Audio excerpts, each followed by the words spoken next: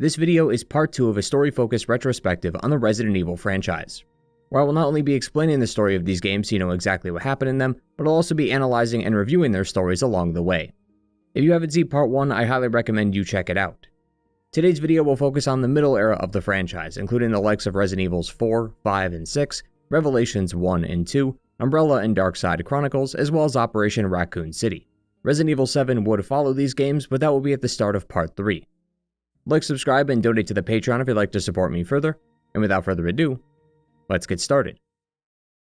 When we last left off, Resident Evil was struggling to expand its story outside its Midwestern borders. Any attempt to was usually forgotten as quickly as it came. Things seemed dire. But after a tumultuous development that began in 1998, Shinji Mikami was put back into the director's seat, and then after a while in 2005, Capcom would save its own franchise by releasing the iconic Resident Evil 4. Resident Evil 4 is widely regarded as not only the greatest Resident Evil game, it's even in the conversation for one of the greatest games of all time.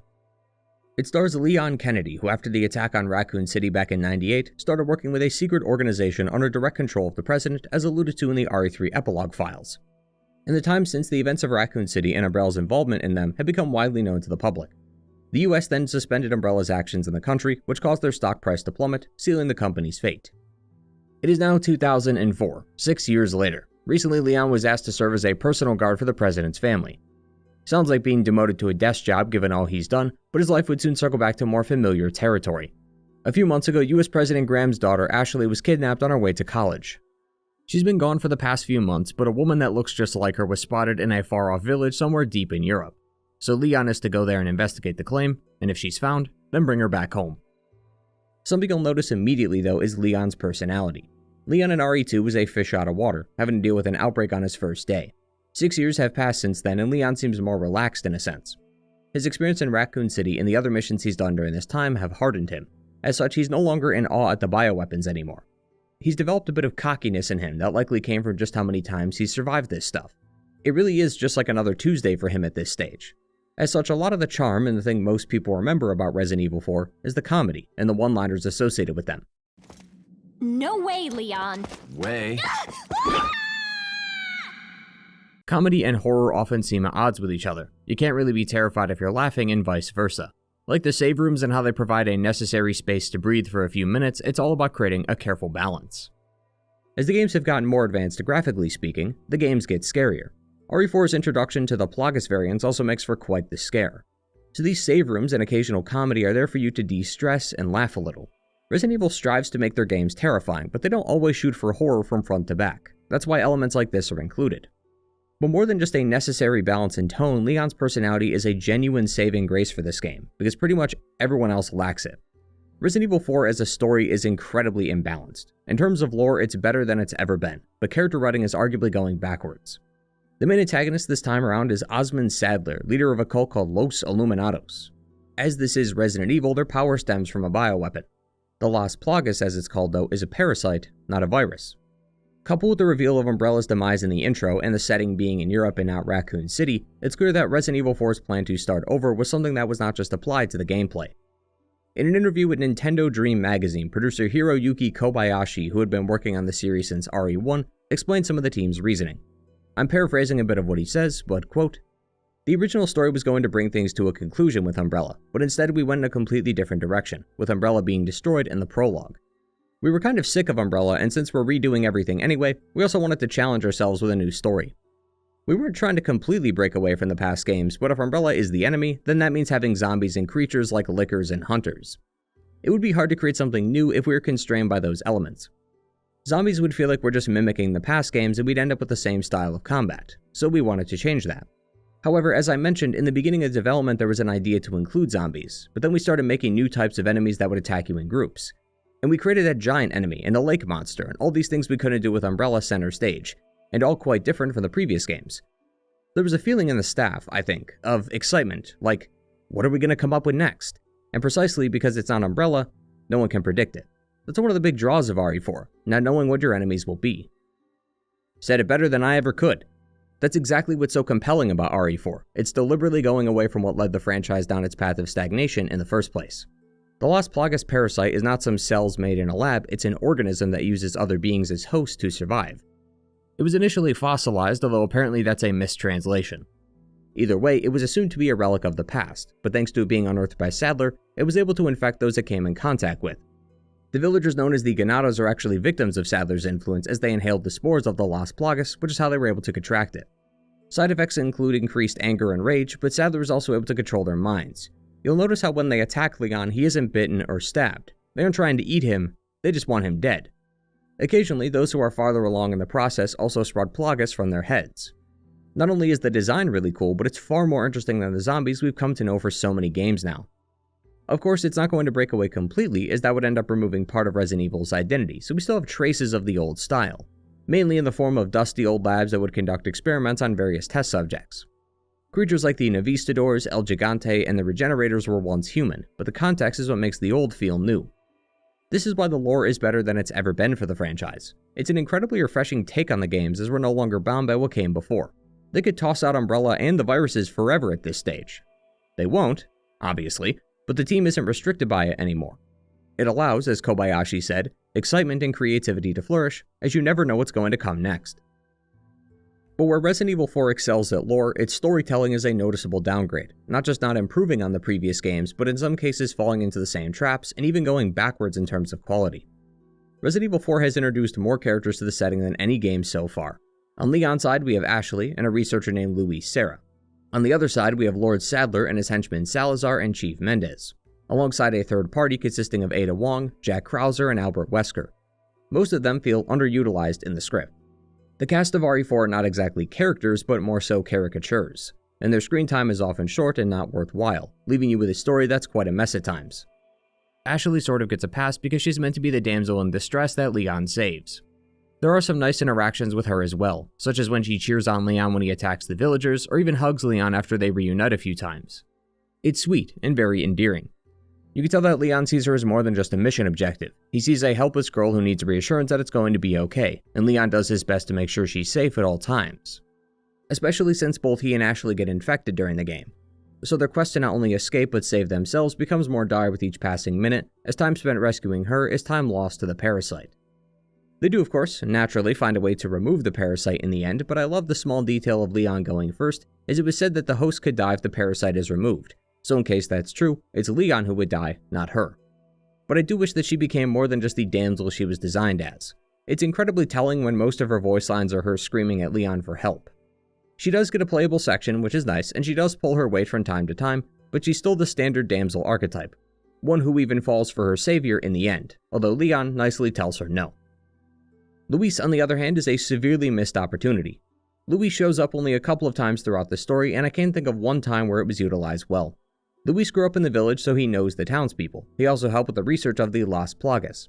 He was so invested in the research, though, that he was blind to the true nature of the experiments, but rather than say something, he plugged his ears and didn't pay attention. It was only when it was too late when he realized that something needed to be done. He reached out to an old colleague of his, but Ada then intercepted the email, which is how she became involved in this. Luis is now trying to get a sample of the Las Plagas parasite for Ada in exchange for a way out of here. As such, his story arc is about atoning for his sins. He wants to not only rewrite his wrongs by taking down Sadler, but also cure Ashley and Leon when they're infected, as he believes himself to be partially responsible.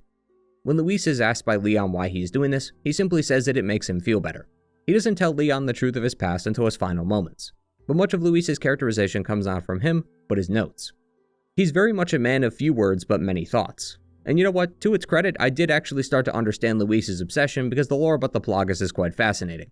I loved reading about the different characteristics and behaviors that the parasite exhibited in his notes. But again, this is lore. Luis's story is... honestly, I'm not even sure how to describe it. He gets recaptured when Leon finds him, then takes off right away when he's free. The two then defend themselves from an ambush before he takes off again, claiming that he forgot something. He comes back an hour or so later, but realizes he dropped the drugs he was going to give Ashley and Leon for the Plaga parasite. Then another hour goes by, he finds the drugs and a sample of the Las Plagas, but then dies to Sadler, who just takes it back. Resident Evil 4 is longer than any game we've played so far, meaning there are more opportunities to have the characters play a role in this game, and not once did it feel like Luis was used properly. Did I feel remorse and sadness at Luis's death? Yeah, absolutely.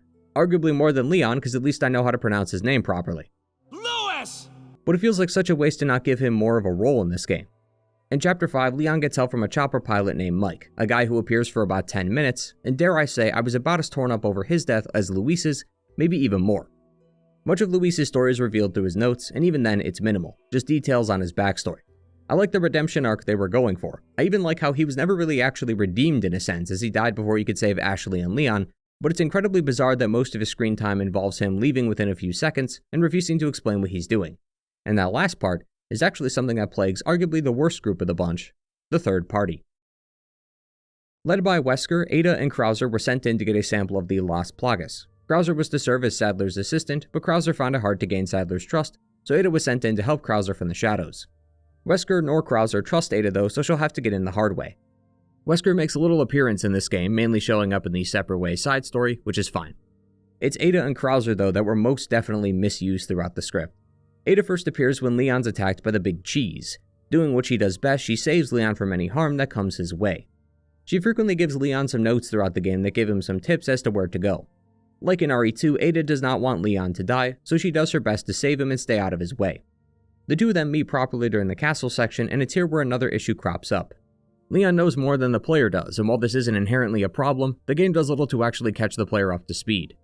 Leon not only knows who Wesker is, despite never meeting him, but that Ada is working with him. Not even the player knows this at this point, so we have a lot of catching up to do, and so does Leon, I guess, since this is the first time they've met in what is likely years. But he won't be getting that, and neither will we, it seems, since all Ada ever does in this game is refuse to answer Leon's questions about what's going on, and then escape.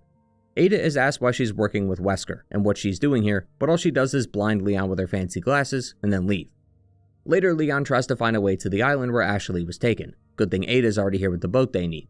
They say nothing to each other on the way there, then Ada leaves him in the boat. Then she'll occasionally come by every so often to help him when he's in a bind. Like Resident Evil 2, her goal is to get the sample which she steals from Leon at the end of the game, and as usual offers no reason behind it, claiming that it's just business. Her presence, like Luis, feels pointless. She's only here to string the player and Leon along, only to do the exact same thing she did in Resident Evil 2. Krauser similarly is an old friend of Leon's, although one we are not familiar with. Keeping in line with the rest of the game, it seems, Resident Evil 4 never actually explains who he is. Krauser's most significant detail is that he is a traitor who took Ashley and brought her here. Krauser has a history with Leon though. He mentions how he died a few years ago, at least that's what the reports claim. But Krauser now works for Wesker. He also has a mutated arm thanks to the Plagas, and presumably was convinced to do so by Sadler, who may have promised him more power. All the who, what, where, when, whys here are not explained. There's an entire section in the timeline that is never touched upon that would have helped make Krauser seem more compelling. It's so absent that a future game would have to come by and actually show this event in history, but it feels more like a retroactive ad that came as a result of them not doing it in Resident Evil 4 in the first place, rather than a careful tease of what could be explained later in a future title, much like Wesker's roles in these games. Krauser's final fight with Leon is in this sandy battleground that is supposed to be a climactic moment. Narratively, it reminds me of the end in Metal Gear Solid 3, where Big Boss has to face the end on his own turf. Krauser and Leon are similar in this respect, but I have no clue who Krauser is or why Leon even cares about him. Leon mentions in a final thought about Krauser that he used to be a good guy, questioning where it all went wrong. Leon's chapter's ahead at this point, and I'm still stuck on page 1. Naturally, playing that chapter in the Darkside Chronicles actually makes this fight make way more sense. I actually felt something during the end of the fight when I rewatched the footage, knowing the Krauser I know now. It's just so strange how little attention they give to these characters, how much Leon seems to know about them, while simultaneously refusing to get the audience up to speed. The team just doesn't take advantage of their screen time and use the limited time they had to the fullest. On a more positive note, the villains are at least a bit better. RE4 has organized its villains by each giving them a section of uncontested screen time. While Sadler is the big bad and shows up whenever he wants, Mendez and Salazar won't appear in the other sections. This not only creates a nice transition from one villain to the next, but in the context of Resident Evil 4, it also creates a question as to the nature of the village. Chief Mendez is supposed to be a priest for the cult, one who preaches the gospel and the values of Lord Sadler. You find him in the first 2 chapters, which also takes place in the actual village. Later, when he dies, you'll then go to the castle to confront Salazar. This deliberate separation shows that there is a disconnect between those of the Los Illuminados and those out here in the village. Notes in-game mention rituals and preparations, and the cult members are wearing religious garbs and ceremonial attire. A pretty stark contrast to the normal clothes the villagers wear. It makes me believe that there is a process to it all, that not everyone is able to be a cult member. It's even in the name. Assuming the translations are correct, ganado is another name for cattle, while illuminados could be enlightened or illuminated. Basically, those of the cult have seen the light of their lord Sadler, while the Ganados are just used as livestock for their activities. You never see the cult do anything but pray, so it's assumed that the Ganados keep the village and the castle running while the cult benefits from their forced servitude. This would explain why, despite not seeing them for a few chapters, the Ganados reappear later when you go to the mines. Chief Mendez then might be responsible for keeping them in line. It's an absolutely excellent bit of storytelling. Salazar similarly is actually quite good, especially when his story involves Sadler. Ramon Salazar is the head of the Salazar family. When escaping from the villagers, Leon and Ashley flee to the castle. Out of the frying pan and into the fire, as they say. The Salazar family has existed for a very long time, about as long as the Los Illuminados cult. Back in the day, Salazar's ancestors stripped the cult of their power and their rights. He believed this to be a sin, one that he plans to atone for by restoring the cult to its former glory. He helped Sadler revive the Las Plagas by opening up the mines where it was fossilized. However, a butler for the family writes in their own note how Salazar has no family. Something Sadler may have used to convince Salazar to unleash the parasite, even claiming that Salazar would never do such a thing unless he was being used. Salazar mentions how besides atoning for his sins, he released the parasite because he believes that Sadler would make use of this power more than him. With the prior note in mind though, it makes you wonder if he is of sound mind. How much of Salazar is the real one? Did he have doubts about the cult? Was he possessed years ago, or does he just truly believe in Sadler and his vision? According to the research, the Las Plagas reflects the mind of the host, something that Sadler understands as he needs to make sure his people are loyal, otherwise they could betray him. So the Las Plagas may not have anything to do with Salazar's condition. It's a question that's also not answered, but one that doesn't need to be. Theory crafting is an effective way of getting the player and community to talk, but that can only be achieved when enough is given. Not enough to answer the question outright, but not too little to where even trying to think of an answer is pointless. Salazar shows us how not revealing your hand can make for a great story. Sadler, though, shows when it isn't. Salazar had kidnapped Ashley and had her taken to a nearby island so that Sadler could complete his goal. Sadler, though, is a very compelling villain on the surface. He seems to have started as a typical cult leader, but his power grew after he convinced Salazar to unleash the Las Plagas. Using this, he was able to control the people of the village and bring them to his side. He also plans to do the same with Ashley, Leon, and Luis, thus is why he infected them, although Ada helped remove Luis's parasite earlier. From the mouth of the man himself, Sadler plans to infect Ashley with the Las Plagas so that he can control her. He'll then ask the US president for ransom money, since, funding a cult is expensive these days, then he'll send her back. But because she has the Las Plagas in her, he will control her and eventually use this power to essentially control the US government. So it's basically money and power again, but he separates himself from the other villains due to his explicit abhorrence for the United States. Sadler often calls Ashley, Leon, and Krauser the Americans. When Krauser is killed, Sadler claims that he doesn't care because he would never trust an American anyway. Now, choosing to take over the world starting with the US is a very common story beat to use. The US is one of the most popular and powerful countries in the world, and Resident Evil's cast and setting initially started in the US's Midwest, so all of this makes sense. But his disdain for the country seems to outgrow the goal. Not that he is trying to take over and rule a powerful country, but that he is also putting the US out of commission in the process. Sadler clearly has a hatred for the country, but in the same way Sadler infected the village's people with the Plagas, Resident Evil infected Sadler with the very same virus they gave Billy Cohen in Resident Evil 0. As we discussed then, Billy's backstory had some underlining political messaging to it, but it was something that Capcom did not want to bring attention to. This was, again, something I didn't mind, but it can look out of place when you use something as politically charged as the US intervening in wars that has no reason to be, only to use it as a footnote in someone's backstory. A backstory that is also not talked about again. Sadler falls into the same trap. He never reveals why he hates the US, and never shares his history with the country. Were his people involved in a conflict with the country? Did the US fund the opposing side? We aren't sure. It's the same issue with Billy. It's just Capcom using this as nothing more than an interesting backstory without ever expanding on it, for reasons unknown. It's not the fact that I want Capcom to make a political stance or message, but by not going any further than what it presents, it leaves me wanting more. BioShock, for example, created a whole setting based on the idea of objectivism. Deus Ex talks about the nature of conspiracy theories and makes an allegory of discrimination through the use of augmented cybernetics.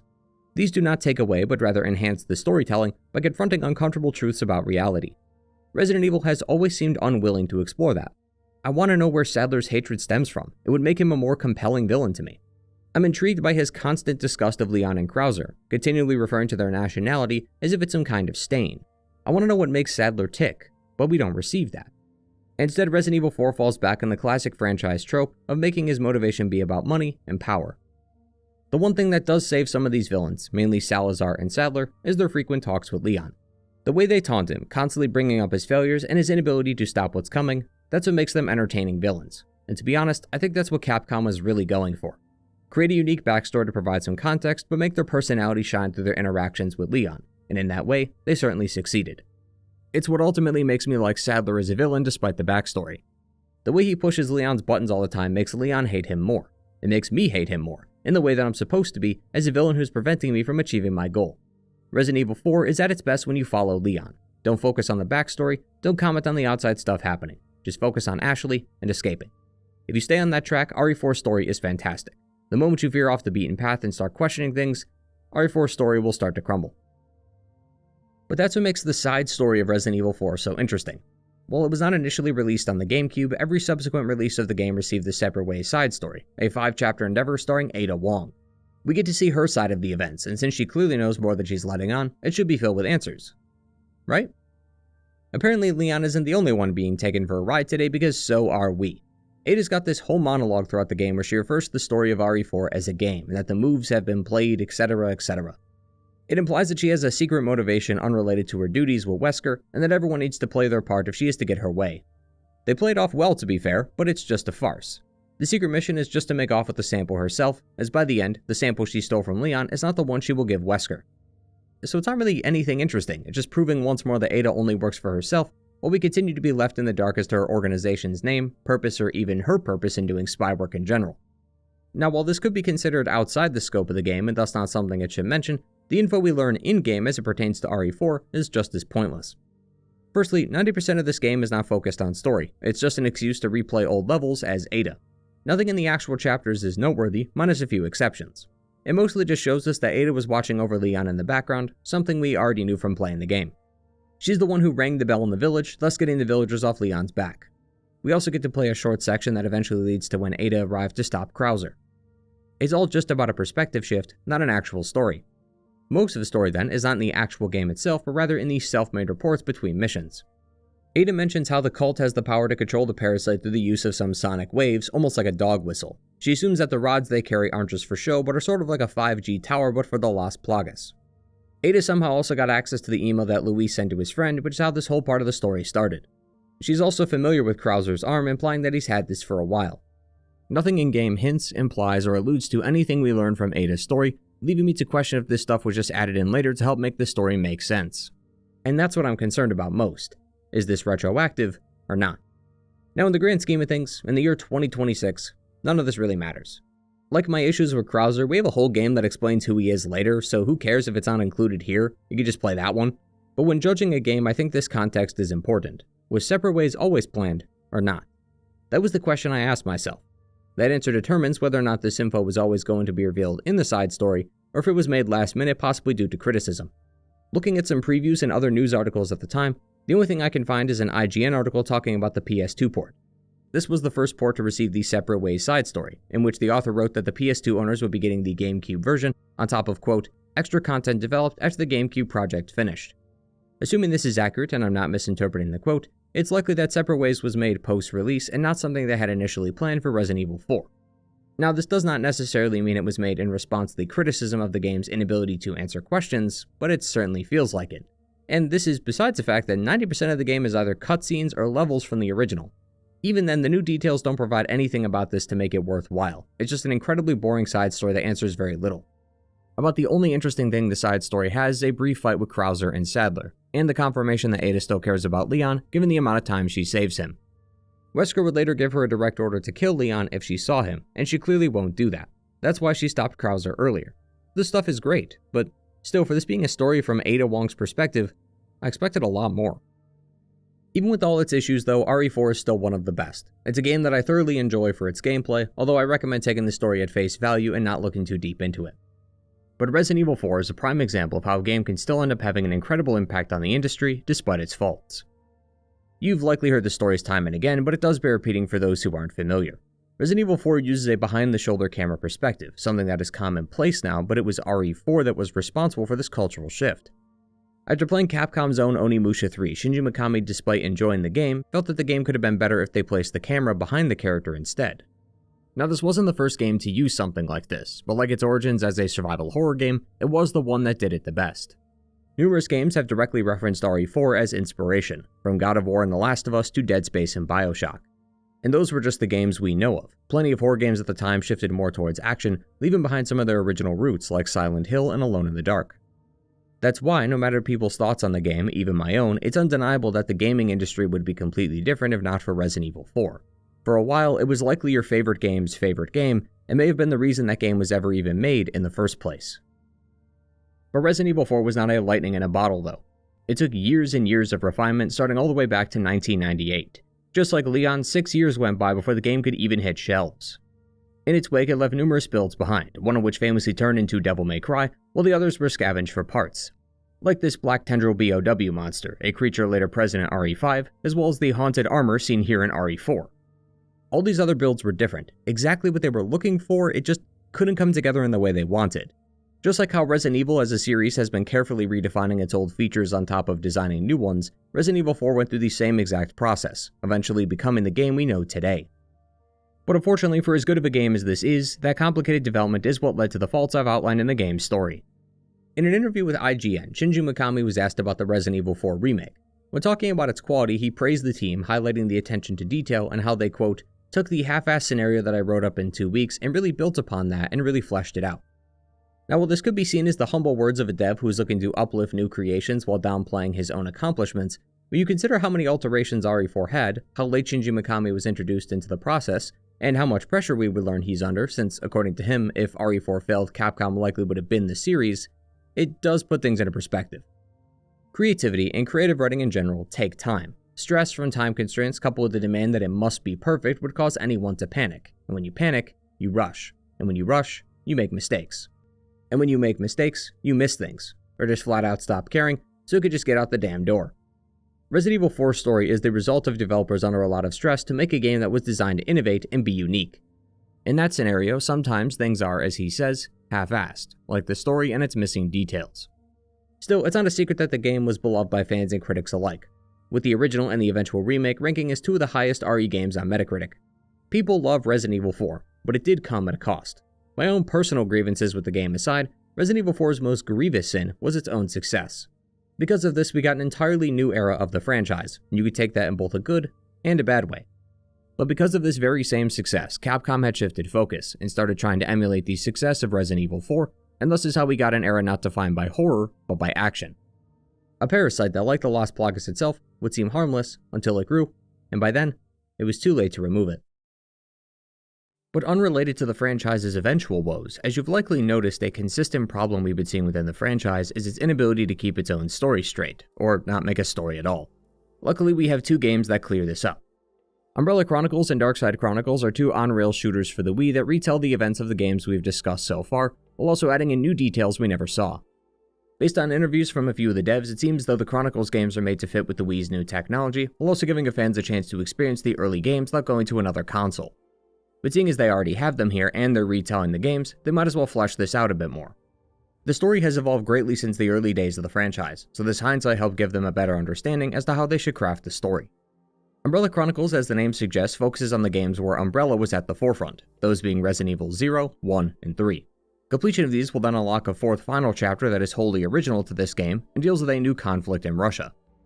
As this is an on-rail shooter, story is hard to convey during combat, so the game does make sure to set aside some time for some cutscenes. Umbrella Chronicles, and this goes for its sequel Darkside, uses the most up-to-date models for each character, so Chris and Jill will use those from the remake. But characters like Carlos and later Claire and Steve don't have any updated models, or wouldn't get any for quite some time, so in this case the team built them from the ground up. Just like the game's purpose, it's meant to be an accumulation of our journey, so it's only right that they use the most up-to-date designs when retelling the story. Both Chronicles games are made by Kavia, most well known around here as the guys who made Dead Aim, so we're in good hands. Plus, they fixed the subtitle issue. Personal growth. You love to see it. I will say though, I find Umbrella to be the worst of the 2. Part of this stems from the game's own design. There are 4 chapters with about 5 or so stages per chapter. The first 3 are always that game's story. It's usually about halfway through or after its completion that the new set of stages can be played. My dislike for these stages mainly stems from the fact that I've already played them. Going through content I've already played just to get to the stuff I haven't easily made my experience worse. But it is important to step away from this way of thinking and consider the alternatives. What about those who haven't played these games before? Well, they're certainly going to be missing out on quite a lot. The first chapter, Resident Evil 0, starts on the train. It ends with you fighting the Scorpion boss before you transition to the training facility. That chapter ends with the Bat Boss fight before you arrive down in the lab and fight the Leech Queen, all in a matter of about an hour. There are quite a few events like the Centipede fight that are missed, and even if you don't care about those, and neither did I, the cutscene where Billy and Rebecca are forced to split up is removed. Since this can be played in co-op, both characters have to be present. After the Bat fight, what should happen is a trip through the church lab, then the split, before Rebecca finds Billy in the sewer system almost having been washed away by the tide. In here, it's the Bat fight, then a skip past the church lab to where the cable car is, but Billy is still with Rebecca. This is also consistent across all the other chapters.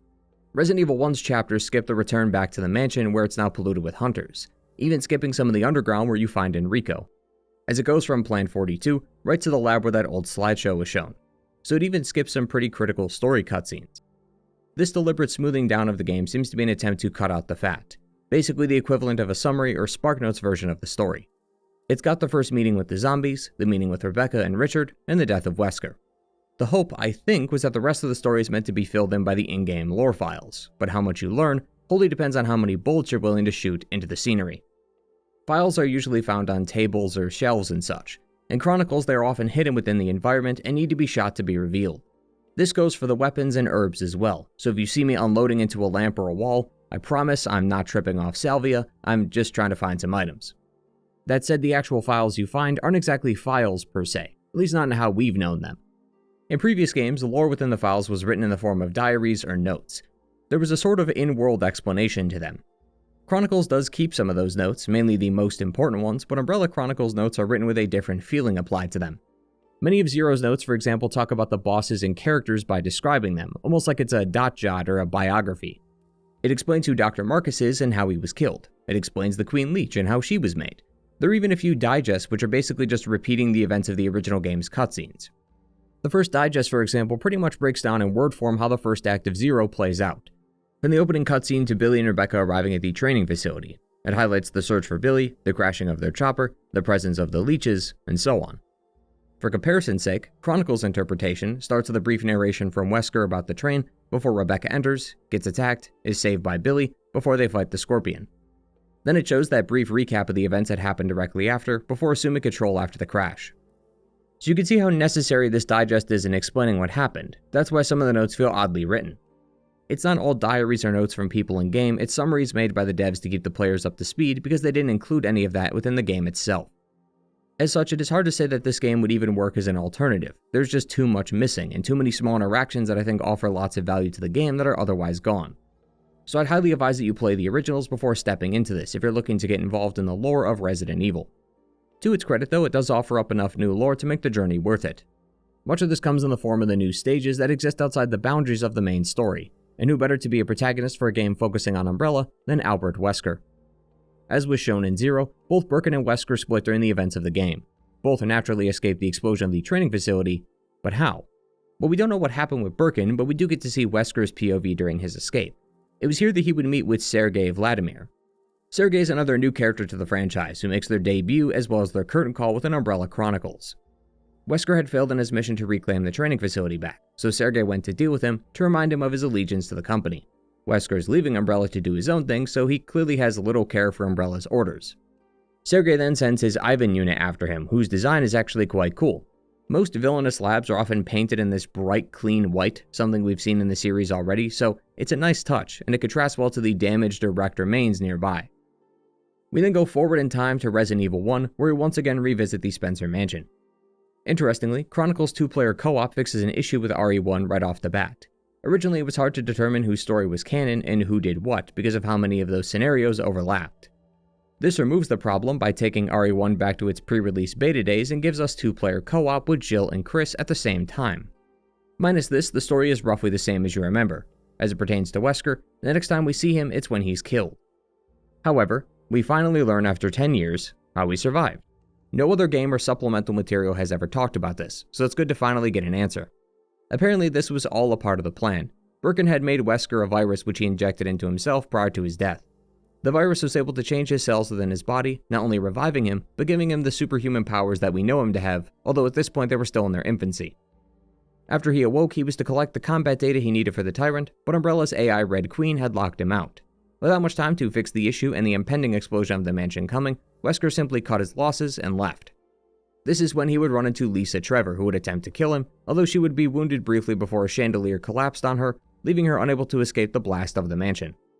Given Lisa Trevor makes no appearance in Chronicles until this point, it's possible that the fight against the protagonist didn't happen in this retelling, or it did, but Lisa survived her fall, which is how she ended up here.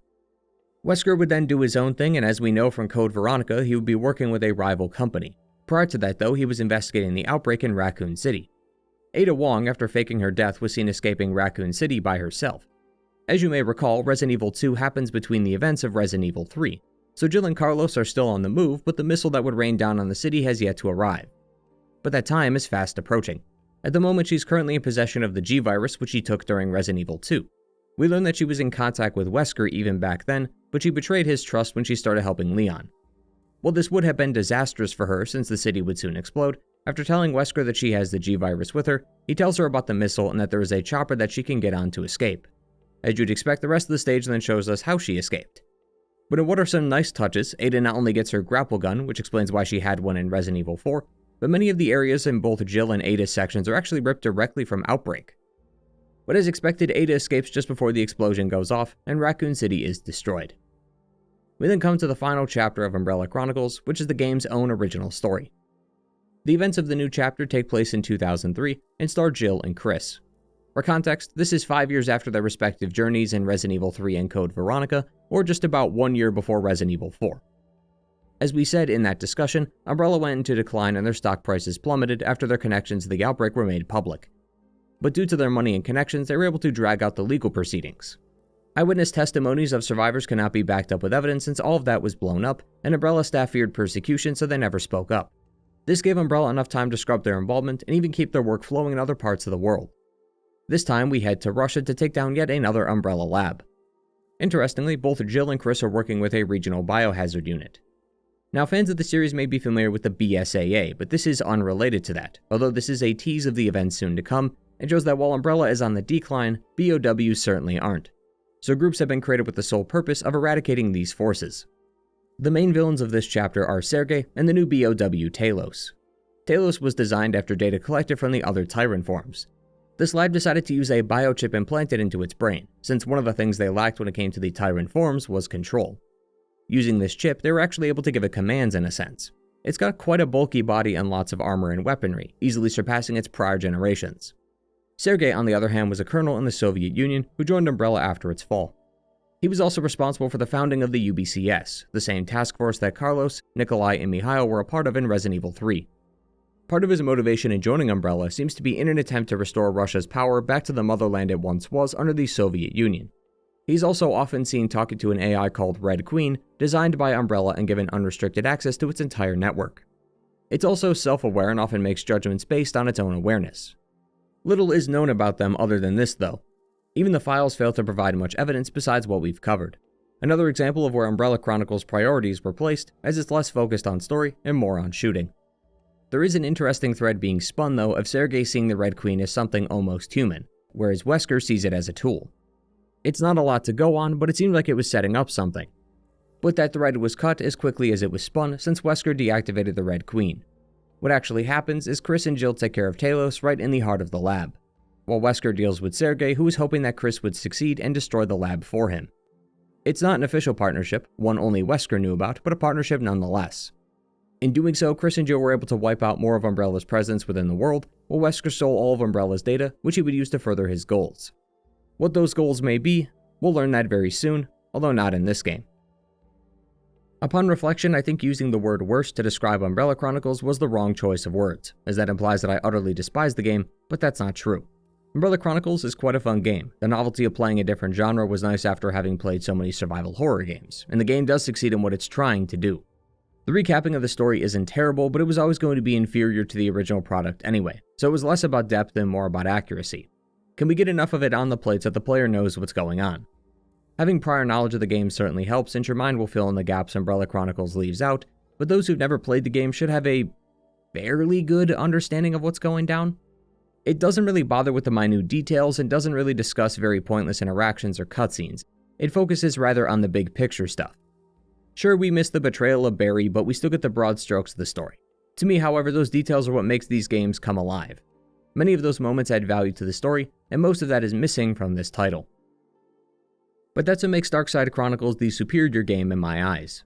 It shifts focus from a shooting gallery to an actual story. Darkside Chronicles handles the darker, more personal stories within the franchise. The main story takes place during Operation Javier, the mission Leon and Krauser went on back then, but the stories of Resident Evil 2 and Code Veronica appear during these chapters as well. As alluded to in both Resident Evil 3 and 4, following the outbreak of Raccoon City, Leon was basically coerced into working for the government, while Sherry was brought into protective custody thanks to her having the G-Virus antibodies in her due to the vaccine. Not having much of a choice, Leon joined a special group under the advisory of the President. He's here with Krauser in South America to take down yet another BOW sighting. For Leon, this is yet another Tuesday. Krauser, however, has never seen BOWs before, so all of this is new to him. I actually like this characterization of Krauser since he's continually bewildered by the appearance of these monsters. But it clashes with his direct and confident attitude as after a few bouts, he says, "Well, if this is all the BOWs are, then we shouldn't need to worry." Oh, Krauser, I wish it was just zombies. That would certainly make these games a lot easier to get through. But interestingly, this is how the game brings the others into the fold. After a run-in with the other BOWs, Krauser asks Leon to explain what the hell they just went through. This is then when the game transitions to RE2, with Leon occasionally narrating his journey to Krauser. Later, once we get back to the present, the duo learns that the infection was caused due to a spread of the Veronica virus. Leon wasn't there, but it's very likely that Claire brought him up to speed on the whole thing, so Leon reflects on this as you play through all of Code Veronica. It's a much more interesting style than Umbrella Chronicles. It gives narrative purpose to the tales, providing an in-lore reason why the player would go through these old scenarios again. However, the only issue is that you have to go through the old scenarios again to progress. RE2 follows Chapter 1 of Operation Javier, while Chapter 2 is followed by Code Veronica. Once finished, it's Chapter 3 all the way to the end, but you have to get through two completely separate scenarios just to get back to this one. This is the same problem I had with Umbrella Chronicles, where I'm forced to play content I'm already familiar with. Doubly so here because each scenario takes about 2 or so hours to complete. It can be quite a slog to get through at times, especially when you know where you are in the chapter, and you know that you have so much more game left to go. But to play devil's advocate here, because they are longer, each scenario is more complete, and thus you get a much greater picture of the conflicts. Now that isn't to say the story has been recreated to perfection. There are still some moments in the original game that Darkside removes, but there are much less cuts compared to the original.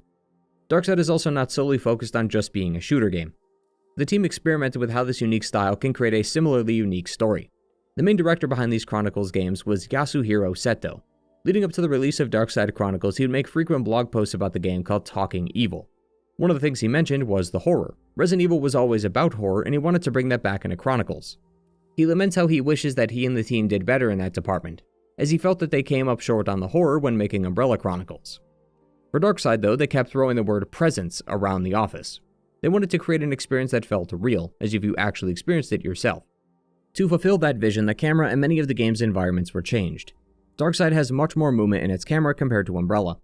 Now this does make for some pretty nauseating experiences, while also making the act of shooting quite a pain at times, but this approach creates a much more cinematic experience. Take the iconic liquor scene from RE2. Initially it was a pre-rendered cutscene of the protagonist looking up at the ceiling before they were attacked. In Darkside Chronicles, they cake the walls in blood and also make the police station darker. This is then directly followed by that narrow hallway where the zombie hands come out. Not long after, Leon and Claire will find Sherry, and it becomes a full-on chase scene, where you continually have to protect yourself and Sherry, all while Leon is doing jumps and vaulting over objects. Areas like the sewer have also had their brightness turned down, forcing the player to use a flashlight. Your cone of vision is now restricted only to your reticle, which leads to many moments of surprise, like finding out there is more than just one spider down here in the sewers. Even the game's boss fights, like those against Mr. X or the G-Creature, feel intense because of this tight perspective. There's a real intensity to these moments that makes you feel like you're a part of the action. The team also wanted to have this presence apply to the other characters as well. Frequently your teammates can't be attacked, so you'll have to shoot the zombies off them. This can even happen to side characters that you're escorting like Sherry. It puts the player in a stressful state of mind, where it seems like a million things are happening at once and it's hard to place your priorities. And of course RE2 is not the only game that benefits from this, mind you. All the chapters in Darkside Chronicles follow this exact template. As for the chapters themselves, Resident Evil 2's story is, like the others, changed from the very beginning because of the two-player co-op. The A and B scenario has been completely removed, as Leon and Claire now go through the RPD together, although moments from their scenarios are mashed together to make the storyline. As was mentioned during our talk with Resident Evil 2, it seems as though Claire's A and Leon's B was chosen for this story. So that means we get the plotline with Sherry being infected, which also means Ada dies saving Leon from Mr. X rather than being shot by Annette. One of the concerns Seto had for this scenario was how to portray the characters. It's been 10 years since Resident Evil 2 released, and both Leon, Ada, and Claire have evolved since then. To create what they wanted, which was the perfect version of these characters, their dialogue has been overhauled a bit. Claire's more willing to share her feelings during the game, such as how she's terrified when walking through the cockroaches. She also frequently comments on Sherry's condition, showing just how important she is to Claire. Leon's character is also used as an anchor in a sense because his relationship with the rest of the women are what bring out their characters. Leon is clearly interested in Ada. We knew that from playing the original. Ada continues to use that against Leon, but now that Claire's included in these conversations, she's able to comment on it. If she did come through here, why would she go alone? There's something about her that bothers me. She just wants to get out of here, Claire, and she needs our help. Ugh, men. You just want to impress her, don't you? Women. But Darkside Chronicles has enough restraint to understand that sometimes it's best to just let the game speak for themselves. The conversation with Leon and Ada after he saves her, and the kiss they share when Ada is killed has been recreated well here. Resident Evil 2 also nailed this, and so if it ain't broke, don't fix it. I think the original game had a much more emotional send-off, but I'd hardly say Darkside Chronicles failed in retelling this scene. The Code Veronica chapter went under some similar treatment, where much of the original still remains, minus a few specific changes. On top of updating the characters to their most recent appearances, they've also done the same with the voice talent. You might have already heard it earlier, but Leon in Darkside Chronicles is voiced by his VA in Resident Evil 4, Paul Mercier, not his original voice actor from the second game. Steve's VA, Bill Houston, didn't return to voice him though, as hilariously, he's actually been too busy managing a farm. So they brought in veteran voice talent Sam Riegel. Relax, beautiful. I said I was sorry. My name's Steve. I was a prisoner on this island. So, you don't know much about this place, do you? Apparently some noble family owned the joint. The Ashfords. In large part due to the new script and voice talent, Darkside has somehow done the impossible and actually makes Steve likable. He's still the same old Steve, but he's much more tolerable in this entry. Something I quite like about this Steve is that unlike the original, who was always unwilling to show his emotions, this Steve is much angrier at Alfred. Knowing the backstory of his family and why he was sent here, it makes sense why Steve has a particular hatred for him. He's always seen yelling or taunting Alfred because he wants revenge for what he did to his parents. I think both interpretations are good, but I like Darkside's approach much more. Other than that, the game is once again the same. Claire and Steve still escape to Rockford to go to Antarctica, while Chris eventually comes to save her. Although like the sections with Ada and Sherry, because there is 2-player co-op, these sections are skipped. But while we can't play as Chris during his early introduction section, we do gain control of him when Steve dies, and is replaced with Chris. About the only confusing part of Darkside's Code Veronica is Alexia Ashford. As we know, Alfred suffered fatal damage, and with his dying breath unearthed his sister from her tube. Alfred does the same here, but rather than consoling her brother while he dies, Alexia kills him. It feels like a bit of a mischaracterization, honestly. Alexia does call her brother inept and sees him like many of the other worker ants, but I disagree with the notion that she hates him and would want him dead. Other than that, she's fine, and I also do like the new inclusion of the video from Alexander Ashford, which plays when equipping the linear launcher. Code Veronica tells us through a file that Alexander made this in case Alexia went too far. Rather than put it in a note though, the game actually makes a video for this in-game. I think that's what's so great about Darkside Chronicles. Rather than leave out details and then summarize those missing points in the lore files, Darkside shows these to you and even makes some of its notes into visual aids like this. The team really seemed eager to improve the storytelling of these aspects, and so they took what they learned from Umbrella Chronicles and applied that here to Darkside. Overall, it makes for 2 lengthy scenarios that are lovingly recreated, along with being given a nice facelift. The only problem, of course, is that you'll likely forget about 20 minutes in that there is a whole nother story attached to this. Hell, you might have even forgotten about that while we were talking just now. So while playing Resident Evil 2 and Code Veronica again was a fun time, we should really return to the core narrative of Darkside, the reason these 2 were even mentioned here in the first place. What kicks off the start of Operation Javier is when Krauser and Leon investigate this village in South America. They come across some missing posters. Young girls have gone missing within the village, and it seems like the number is growing more and more as the days continue. The place itself is practically a ghost town, until the 2 are ambushed by some zombies. Within this wrecked village, they find a girl named Manuela. They take her with them to keep her safe as they travel to Javier Hidalgo's mansion, the man who is supposedly behind this outbreak. I like this scene as it puts Leon and Krauser's personality on full display. After clearly going through something traumatic, Leon immediately tries to console her. Krauser, however, goes, "Ah, so you're the girl from Javier's mansion. Oh yeah, and all the people back at the village are dead. Geez, could you be less blunt?"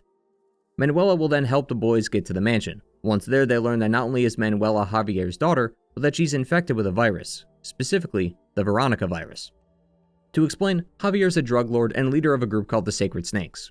He started when he was a teenager but slowly worked his way up the chain by killing those above him. He's extremely ruthless and his actions go largely unchecked in his country because of his influence over local law enforcement. He's brought in even more wealth recently thanks to his drug exports to other countries as well as his recent endeavors in human trafficking. Anyone who dares oppose him is also going to have a tough time rebelling against his rule. On top of his influence, he also has control of a dam nearby. He's been known to open the floodgates and flood villages near the rivers purely because they disagreed with him. But the people of this waterside village located near Javier's mansion have had enough. So in a collaborative effort with the US government and the local government of the country, they formed a coalition to take down Javier. That's why Krauser and Leon are here in the first place. However, Javier's wife Hilda had some form of cancer that the doctors could not treat. Desperate for some answers, he came in contact with someone who knows the Ashfords, who gave him a sample of the T-virus to use on his wife. Miraculously, she recovered, although it seems to have only been for a short while. The large BOW near the church is what remains of his wife now. Since Manuela is his daughter though, she would inherit that very same illness as her mother. Seeing what this did to his wife, it seems though Javier changed viruses as Manuela was infected with the Veronica virus. The problem is that the Veronica virus can severely damage the host cells, which is what we saw happen to Alexander when he became the Nosferatu. Alexia's solution was to lock herself in stasis to essentially slow down the virus over a long period of time. Javier is unaware of this process, nor does it seem like he had the equipment anyway. So as an alternative, he began kidnapping various girls from the nearby villages and basically made them organ donors for Manuela. When one of her organs was destroyed by the Veronica virus, a girl's organs were brought in to replace hers. Manuela seems to have learned of this fate and what her existence has caused, which is why she escaped from the mansion and found herself in the waterside village. Javier in response may have then let the T-virus loose on both his men and the village, as both places are crawling with zombies. He's clearly lost his way, all in an attempt to save his daughter, but nothing worked. Without much option, we see Javier look upon a Veronica plant as it consumes him. This is Javier's ultimate weapon. The plant which is infected with the Veronica virus can spread its spores to its neighboring plants so fast that it could destroy an entire continent's ecosystem in a matter of days. Apparently, the reason this didn't happen in Code Veronica was because of the cold climate. With this taking place in South America, destruction is all but certain. Javier merged with the plant and became a giant monster known as V-Complex. Leon and Krauser then put many rounds into the beast, but they're barely making a dent. But thanks to the Veronica virus and its unique properties, Manuela, like Alexia before her, was able to turn her blood into fire due to it combusting when touching oxygen. This then gave the two the upper hand they needed, and they were able to finish off Javier for good. It's a rather interesting twist as well, because most of the villains in this franchise are people who've been utterly consumed by their creations, and those who retain their sanity were already pretty villainous. When Sadler researched the Plaga, he found that it reflects the host's mind. Wesker had a diary entry where he ponders the same thing in regards to Sergei and his transformation. If all of this is true as they claim, then that could explain why Manuela is not corrupted by the influence of the virus. Her kind-hearted nature is enough to keep the virus from overtaking her, marking the first time someone became a BOW and wasn't hellbent on killing everything. But with Javier dead, Manuela, Leon, and Krauser leave and go home. Krauser was put out of commission though due to an injury he sustained in an earlier chapter and would be let go from the army, while Manuela was put into protective custody because of her abilities. While this would be the end of the story, there is still one thread left. This is meant to be the moment where Krauser turns his back on the people he knew and strives to be the most powerful being in the world. While the chapters don't convey this outright, it's not until the completion of this game that you actually gain access to 2 secret chapters. These are the same missions you played earlier, but now from Krauser's perspective. In between dialogue, Krauser's monologue can be heard, and it's these moments that give us our answer. When he realized that Leon was here to destroy the virus and that he knew more than Krauser did, Krauser knew that he was just a pawn in this game. But Krauser later considers how Leon was given special orders from the president, a stark contrast to his situation wherein he believes that the government has forgotten him, and that soldiers like him are expendable resources. It's then that Krauser is injured by Hilda. Even he knew from the moment it hit him that he was done for. His arm would never fully heal, and this would soon be his last mission. He calls himself useless, just a body at this point. During the boss fight, he comes out and admits that he's scared and doesn't want to die. Krauser sees himself as weak, likely stemming from his lack of confidence in himself. Power is something he craves because he no longer has to feel weak or expendable. That's why the virus and its applications appeal to him. The virus can make you powerful, transforming you into an even more powerful beast with unrivaled strength. And so knowing that he was done for thanks to his injury, the virus was the only method he could see that would achieve his goals of power. All in an attempt to seemingly bury his own feelings of inferiority. For Leon, this was another BOW slain, but for Krauser, this was an eye-opening opportunity. Yesterday, he hadn't even seen a BOW in person, but now he sees their strength and their methods. Strength he wishes to have, and so would begin his descent ever deeper into madness. But we know how this story will go. Krauser will fake his death and establish contact with Wesker, who himself was watching over the fight against V-Complex. He came to him desiring power, and Wesker would give that to him. But he would then infiltrate the Los Illuminados and be convinced to further his power through the use of the Las Plagas before meeting his end in their compound. Resident Evil 4 showed us this darkness, but we were missing that key context. But that's what this game was for. Explain the origins of Krauser's downfall and the chronicles of his dark side. The Chronicles games are one of the most surprising games I've played for this video, admittedly in large part due to my experience with this franchise over the years, as my sample size for RE games I haven't played is quite small. But I was still surprised nonetheless. Both games succeed in their purposes. One was direct, only looking to explain the connections of each game in a fluid, simple manner, while the other focused on creating depth within the personal stories of Resident Evil. Each had a particular goal in mind, and I believe each succeeded in achieving it. You could tell just from reading these blog posts that Seto had a deep appreciation for the source material and was really excited about the project. There's passion in his words. He talks about his love for the previous games and how he felt honored to recreate them. He goes into extreme detail regarding his design philosophy and how all the scenarios played out. Everything from his talk about presence, the voice acting, the camera, the stories within the scenarios, and what he felt needed to be highlighted. He clearly has a deep understanding for these stories and an even deeper love for Resident Evil. It comes out in both this blog post and his work, and I myself am honored to have played them. What Seto knew most of all though was that this was not just simply a retelling. This was an opportunity to connect this game to the rest of the franchise. Operation Javier was one such example, but there is another one hidden deep in a note found in Umbrella Chronicles.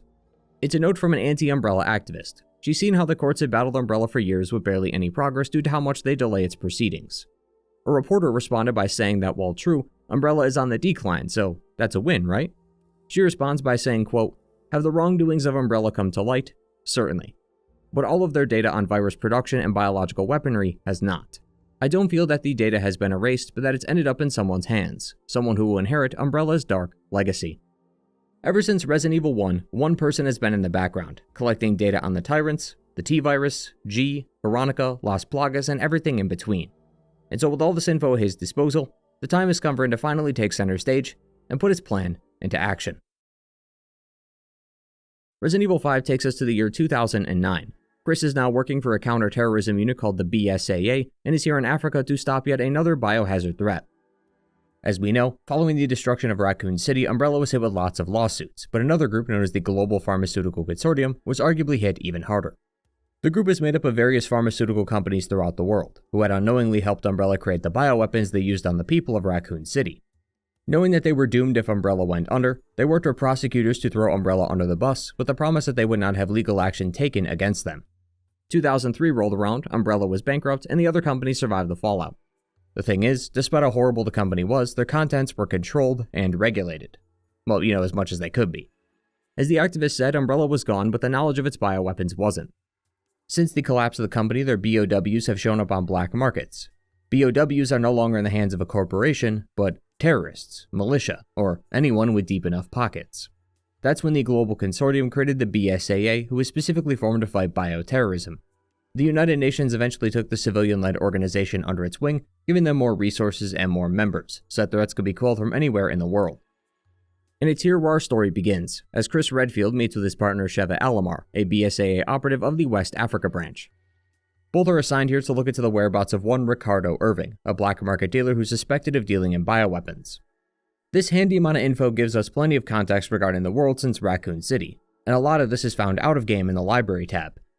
12 files can be obtained by completing specific chapters in-game, and each one is pages long, filled with info on whatever the subject is for that particular file. The most important is arguably the first, immediately unlocked before you even press play. It gives a very detailed 44-page breakdown on all the major events in the franchise, covering just about every game we've talked about so far in this series. As Resident Evil 5 was the very first game released for the PS3 and Xbox 360, Capcom likely felt that it was necessary to catch up new fans. Nowadays, thanks to numerous remakes and ports to modern systems, much of this can be experienced on your own, but back in 2009 it wasn't so easy. With the franchise spanning numerous systems over the years, this kind of approach was necessary to bring those who hadn't played up to speed. Bringing us back to the present day, Sheva and Chris work their way through the fictional region of Kajuju, assumed to be in West Africa, while looking for any leads on Irving. But Capcom knows what you're here for, so it wastes little time getting to the good part. Chris's presence in Kajuju is tense. The people here aren't welcome to outsiders, nor are they eager to see someone like Chris here. As they get geared up though, they later run into something we as players know all too well. In a room is two guys holding down another as they shove a Plaga parasite into his mouth, which immediately takes hold of his body, forcing Chris and Sheva to put him down. It's not long after that their contact they met with earlier is executed in front of a crowd that also happens to spot the two. The scene has always stuck with me for such a long time, in large part due to being a great filter for my enjoyment of this game. RE5 was my first foray into the world of Resident Evil, when I expressly recall never being able to make it past this mission because of how scared I was. Little 10-year-old me was terrified of this game. I could only get past this later thanks to using my older brother's save, which had infinite ammo on all the weapons. And even then, once I got to the chainsaw guy, it was a wrap. Now, Resident Evil has always been scary. I'm sure many people were scared of the first game despite how its graphics have aged. That said, there does seem to be some explicit attempts to inject more of this horror into the game. Leon's one-liners in the iconic save rooms are gone, so there's nothing the game offers to offset that tension. Even something as simple as the Plaga implantation is much more terrifying than injecting a needle into someone. It conveys to me that Resident Evil didn't want to lose touch of what it was, just because the games included more action into its design. Everything in moderation, as they say. As long as there is a careful balance of horror and action, then Resident Evil can succeed at both. And I think they nailed it here with Resident Evil 5, as even today it's still the game that puts me on edge, no matter how old I get. I think part of that horror also stems from the origins of these parasites and how much the world of Resident Evil has changed to reflect them. As said earlier, this is no longer a world where biohazardous outbreaks are created by a single company. Anyone with the connections and the know-how can get in on the fun. As such, many of the notes in-game reflect this change in the market. A few notes around the game talk about the different evolutions of the Lost Plagas, such as the Type 2 and Type 3 variants. As opposed to Type 1 seen in Resident Evil 4, Type 2 is administered orally, usually by force. This is because the Plaga has matured enough so that it could take over the body and its nervous system instantly, unlike the original variant where it took a long time to mature. Whoever wrote this note plans to test out its effectiveness by infecting a few people here in Kajuju and then seeing how it spreads from there. What's wild about this though is the line here at the very beginning, where the individual mentions how the mind control properties are what gave the Plaga its market value. In a later note, they discuss the testings of Type 3, noting how while it is effective, it only seems to infect men and not women, claiming that, quote, from a business standpoint, that was undesirable. Once more, down inside a laboratory, a researcher from a group called Tricell, who we'll talk about soon, makes mention of the liquors, claiming that they are an evolutionary dead end, thus they can't evolve the liquor past what they've already created. This would eventually harm its market value, but it seems though the liquor is favored by many in the BOW market, they're still in high demand. It is genuinely absurd to hear these creatures and parasites talked about like it's a new phone or a tablet. The cat is officially out of the bag. Everyone is looking to get on the bioweapon craze, and none of these manufacturers seem to care about the people they are testing it on. It's a very bleak, capitalistic view on things, where bioweapons are commodities and trinkets, and people's lives are nothing more than numbers in a notebook. The game also makes note of how most of these experiments are actually being done here. As always, we have the tried and true laboratories filled with kidnapped people from all over the globe, but destabilized regions have become a prime target for bioweapon experimentation. As harsh as it sounds, because we are away from prying eyes in a land that is largely isolated, numerous bioweapon experts have looked at places like Kajuju as a testing ground. It's telling that most of the outbreaks in the early era were mainly accidents, such as the Leeches or Raccoon City, while places like Valdolobos or Kajuju are off the beaten path, places that don't have a large population or even a large popularity. So if a bioweapon or two gets loose, no one would know. And these dusty streets and marketplaces of Kajuju are just one part of the autonomous zone.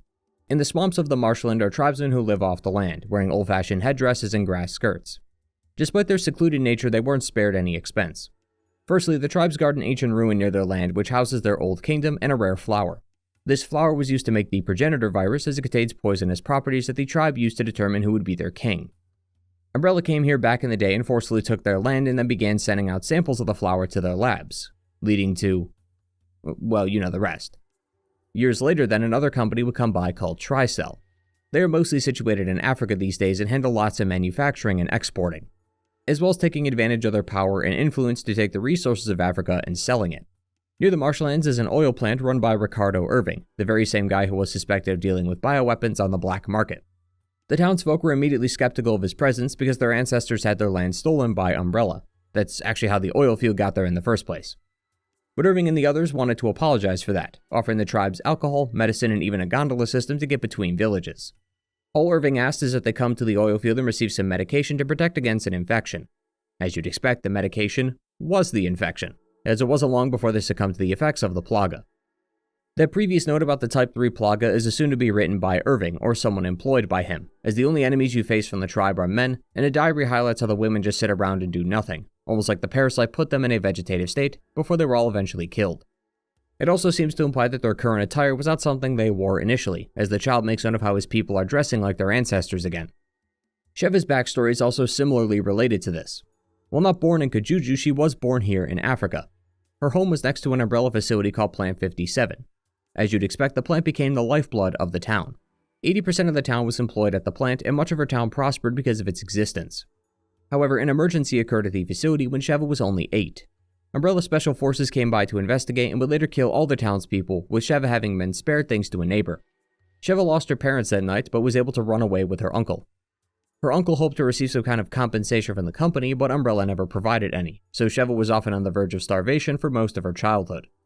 She would later be taken in by a guerrilla fighter who claimed that what happened to the facility was no accident, and that a bioweapon was being tested there, and, naturally due to Umbrella's power and resources, they were able to destroy the facility and her town, effectively hiding the whole thing. She would join these guerrillas later, but she would eventually learn that they were planning on striking a deal with Umbrella, so that the guerrillas could overthrow their country's own government. Sheva was then stopped by someone from the US who wanted to take these guys down before they attacked. So they struck a deal, which involved arresting the only guy who was actually in on the deal, while the others went scot-free. Sheva's skills during this mission gave her the opportunity to live in America for a time, where she would later join the BSAA, but her hatred for Umbrella and what they did to her family has never left her. Sheva's backstory actually reminds me quite a bit of Barrett's from Final Fantasy VII. Umbrella could easily be replaced with Shinra, and Barrett's hometown of Corel suffered a similar fate at the hands of the company that uplifted the town in the first place. Final Fantasy VII has a big environmentalism theme, stemming from how Shinra is quite literally sucking the planet dry of its life force through its Mako reactors. The company cares very little for anybody outside their own people, and even then their lives are not above profit. Umbrella has always acted the same way, although Umbrella's angle is much more colonial in this example. Both Tricell and Umbrella are run by colonizing founders who've used, stolen, and exploited the people of impoverished places, along with their resources, to further their own agenda, while caring very little for the people they take over.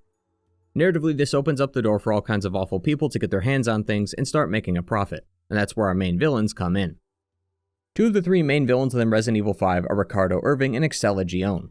Both work for that company, Tricell. Tricell has existed for a while and documented lots of details about the African continent. Their notes were discredited by the scientific community, but Oswald Spencer took interest in the company, which is what later led to his discovery of the progenitor virus deep in those ruins. Tricell had set up tents there that seemed to be used for examining patients or documenting research, but I'm sure we all know what kind of research they were doing.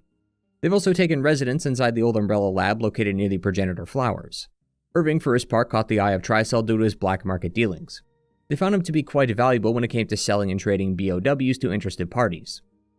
Fascinatingly, Tricell actually helped fund the BSAA, which makes their presence here and the people it employs all the more confusing. Thing is, Irving's involvement with the company is kept under wraps, so not many know the connection. As such, when Irving learned of the BSAA's interest in taking him down, he planned ahead by releasing the Lost Plagas on the townsfolk, which is why they were hostile not long after Chris arrived. But of course, do keep in mind that this is Resident Evil, so their backstory is a lot more interesting than their appearances on screen. Irving, and later Excella, are some of the least believable villains in the franchise. They do not seem like who they are. Sheva and Chris chase down Irving first, and despite being a black market dealer who likely has many tricks up his sleeve, he seems genuinely incompetent at times. He's only this powerful because of his BOWs, many of which are sicked onto the duo during his many retreats. The one thing Irving does do is help provide a new arc to Chris. Chris's story has mainly been as Mr. Resident Evil, tough guy soldier who's always here to save the day. He's no different than Leon in that respect, but the one thing that sets him apart from Leon is that his games often move the plot forward, whereas Leon's were always side stories. But that will soon come to a close, and Chris will need something else to latch onto, and this time it's his men. As part of the BSAA, Chris has met with many other like-minded soldiers, all of whom died during the events of Resident Evil 5. Irving unleashes various bioweapons in specific areas which attack the BSAA on sight. You can tell Chris feels a bit of sadness seeing his fellow BSAA slaughtered like this. He also starts to become disillusioned to command, as they demand that they continue to pursue Irving, despite Sheva and Chris being the only ones still alive, later making a comment asking Sheva if she's ever felt expendable. Chris and his duty to protect both the world and his men is a duty that weighs heavily upon him, one that gets heavier and heavier as the franchise continues. And his continued questioning over doing what's right over what Command wants him to do is something that will also reappear time and again throughout the franchise. While it may seem like Resident Evil 5 is merely planting that seed for later games to water, it's actually already sprouted. A huge component of Chris's story is Jill and her supposed death. 3 years ago, Chris and Jill were on a mission in Europe. They found the estate of Oswald Spencer, who went into hiding after Umbrella collapsed. They planned on interrogating him to find info on Wesker, but he was already here, having killed Oswald Spencer a few minutes ago. A fight ensued, which forced Jill to take down Wesker with her as they plummeted to the bottom. The beginning of this game has a nice flow of progression, where it starts with taking down Irving. But later, once he meets with Delta Team, he finds among the data they collected a photo of Jill. From here on, the mission becomes personal. It's more than just Irving now. He wants to find his partner again. But outside these brief appearances, Irving serves little to the plot, even dying in a stereotypical way of injecting himself this time with a plaga and then turning into a monster. It's just been played out for so long that I care very little about the end result, and Irving himself leaves a lot to be desired when it comes to his story and his personality. The other villain of RE5, Excella Gion, is a brilliant scientist who joined a university at a rather young age. Her grandmother was also related to the Travis family, the folks who initially founded Tricell, so she has quite a lineage behind her. However, she was a Gion, not a Travis, so her name meant little to the company. She would later, thanks to the help from an interested third party in the downfall of Umbrella, become the head of Tricell's Africa division. Now she helps run the experiments and the other tests to hopefully develop more advanced bioweapons. The thing is though, despite her backstory, very little of that is translated over to her in-game appearances. Excella is never seen doing anything medical related, outside of administering Albert Wesker some virus. It also shouldn't be too hard to figure out why she was designed this way, although to be fair, this is part of her arsenal. Excella uses her good looks to cozy up to Albert Wesker in hopes of ruling the world alongside him. Wesker doesn't care about anyone but himself, so he is undeterred by her sexual advances. Both of them are basically using each other, and it's not long after until we see who would win in the end, as Excella would be infected by Albert's new virus Ouroboros and turned into a monster. The game seems to claim that both Excella and Irving are who they say they are, and are competent in their respective fields of study, but you don't see that in the game whatsoever. Ultimately though, their real roles were just to be used as puppets, both by the game's real antagonist and by the script itself. Albert Wesker is the main draw here, so these two serve as little more than henchmen, who later be betrayed by Albert anyway. This was done in part to both kill them as they had served their purpose, but it was also, in a sense, at least for Excella, a test to see if she was compatible with the new virus. Her C compatibility is the goal of Ouroboros and instrumental in Wesker's plan. Now that Wesker is finally back in the hot seat as the main villain, it's about time we learn his plans for the world. But unfortunately, Wesker's plan is to quite literally destroy the world, and it all begins, strangely, with Jill. For the past 3 years since the attack on the estate, Wesker has been using Jill as a test subject. He was going to experiment on her using the Ouroboros virus, but he found something extraordinary. When given a sample of it, her body reacted strangely. You remember back in Resident Evil 3 when the Nemesis infected her with the T-virus? Well, the T-virus never disappeared. It lay dormant in her body, waking recently thanks to the cryosleep Wesker put her in. Further, because the T-virus was sitting in her for the past 10 years, her body developed an immunity to it, so now she carries within her the antibodies for the T-virus. Using this, Wesker was able to perfect his Ouroboros virus. Now, of course, you wouldn't know any of this from just playing the game, it's all in the files, but it's a cool story thread nonetheless. So Ouroboros is his virus, his new strain that will help him achieve his goals. Annoyingly, as alluded to earlier, his goals are basically to sort of destroy the world. Wesker plans to mass-produce Ouroboros on a grand scale and then shoot it into the air. Thanks to the wind, this would spread the virus through the air and affect everyone on the planet within probably a few hours. Wesker in RE4 Remake has a line that I'm going to borrow, in which he says that hundreds will give their lives so that one may thrive. He is just expediting the process. Basically, Ouroboros is going to infect everyone on the planet. It's assumed that 95 to maybe 99% of people will, like Excella, not be compatible at all and become a black gooey worm monster. Those who survive though will become a part of the new world, one led by a superior breed of humans. Basically, forced evolution via natural selection. It's just such a typical motivation, not far from some of the other villains in this franchise. It's wild to me that after so long, his motivations have come down to destroying the world. For too long, this franchise has ran with that as a motivation, and I feel like the well is running dry here. To its credit though, there is at least something going on with Wesker that makes his plans much more interesting. See, Wesker was a part of a project back in the day called Project W. It was created by Oswald Spencer in an effort to help him become a god. One of the requirements in this plan was to make a superior human, Wesker being one of them. The thing is though, Spencer's conditioning made it so that those who were a part of the project were compelled to seek Spencer out. Apparently, Albert suffered from lots of anxiety and discomfort throughout his life, a feeling that he could never quite place, and that likely stemmed from his protocol and his mind. However, Spencer had miscalculated. The protocol only works if the subject is unaware of it. Albert seems to have figured it out, which is why he was at the estate. It seems as though he came here searching for answers. Oswald told him about the project, about his own plans to become a god, and everything else. I think this is when Wesker snapped. He realizes that he's been manufactured, designed, and conditioned by someone else for their own benefit. Nothing he's done in his life has really been his own will, in a sense. It's why Wesker kills him not long after, claiming that the mantle of God now belongs to him. So I think there are two interpretations, both of which I believe are true. I think Wesker is fulfilling Oswell's plan because that's what he's been conditioned to do, but I also think Ouroboros is his attempt at lashing out at the world. Ouroboros is explicitly named after the Ouroboros, often depicted as a snake eating its own tail. It symbolizes death and rebirth, the same way that Ouroboros the virus will bring about the death and rebirth of humanity. It's great, but then it also leads to the most obvious question: what happens if he wins? I mean, 99% of people are likely going to die, and the land is going to be destroyed too, so what's the point here?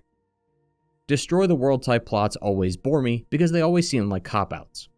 What better way to make your character an antagonist than them threatening to kill 8 billion people? It also makes for a pretty easy motivation, as the protagonist's goal is to then stop the villain from killing 8 billion people. It just makes the story rather unbelievable in a sense because there's no room for morals or gray area, or even just interesting narratives. Wesker is the literal purest form of bad guy, thus making Chris the complete opposite. And that being the main motivation behind a guy who's had a decade to plan and numerous appearances in game feels like a letdown. I also still could not believe it took this long to get some answers. Resident Evil has never mentioned the motivations behind Wesker until this entry. This feels like the kind of thing that should have been mentioned games ago. It's wild how often you'll go into these games thinking, hold on, what's their motivation again? I mean, we didn't even learn how Wesker survived until Umbrella Chronicles, and now we're just learning what his plan is for the viruses he's been collecting? At the very least though, this does serve as the climactic finish to this rivalry that has been brewing since the first game. Ever since Resident Evil 1, Chris and Wesker have been at each other's throats. Even if they don't always come into conflict, they never forgot each other. This fight between Wesker and Chris has been a long time coming, but it's also one that Wesker plans to win by not only defeating Chris, but by utterly breaking him. See, Jill at this point has not been found. Chris has spent chapters looking for her and never coming close. The game does at least expertly lean into this during a later scene. Chris and Sheva go into an underground facility filled with thousands of test subjects. All of them are strapped into pods and are way past dead. Jill is in one of these pods, and so you assume she suffered a similar fate, but the pod is empty. It's a strange mix of relief as she isn't dead, but another of anxiety, as this means that Jill is nowhere to be found still. Well, interestingly, Jill has been right in front of him the whole time. A hooded figure has been assisting the villains of Resident Evil 5 all game, and this person is revealed to be Jill. Not wanting to give her up after his testing, Albert injected her with a drug called P30, which had given her enhanced strength, but also the side effect of being controlled easily. So a device was implanted onto her chest, which continually pumped it into her body, so she would be a slave to their demands.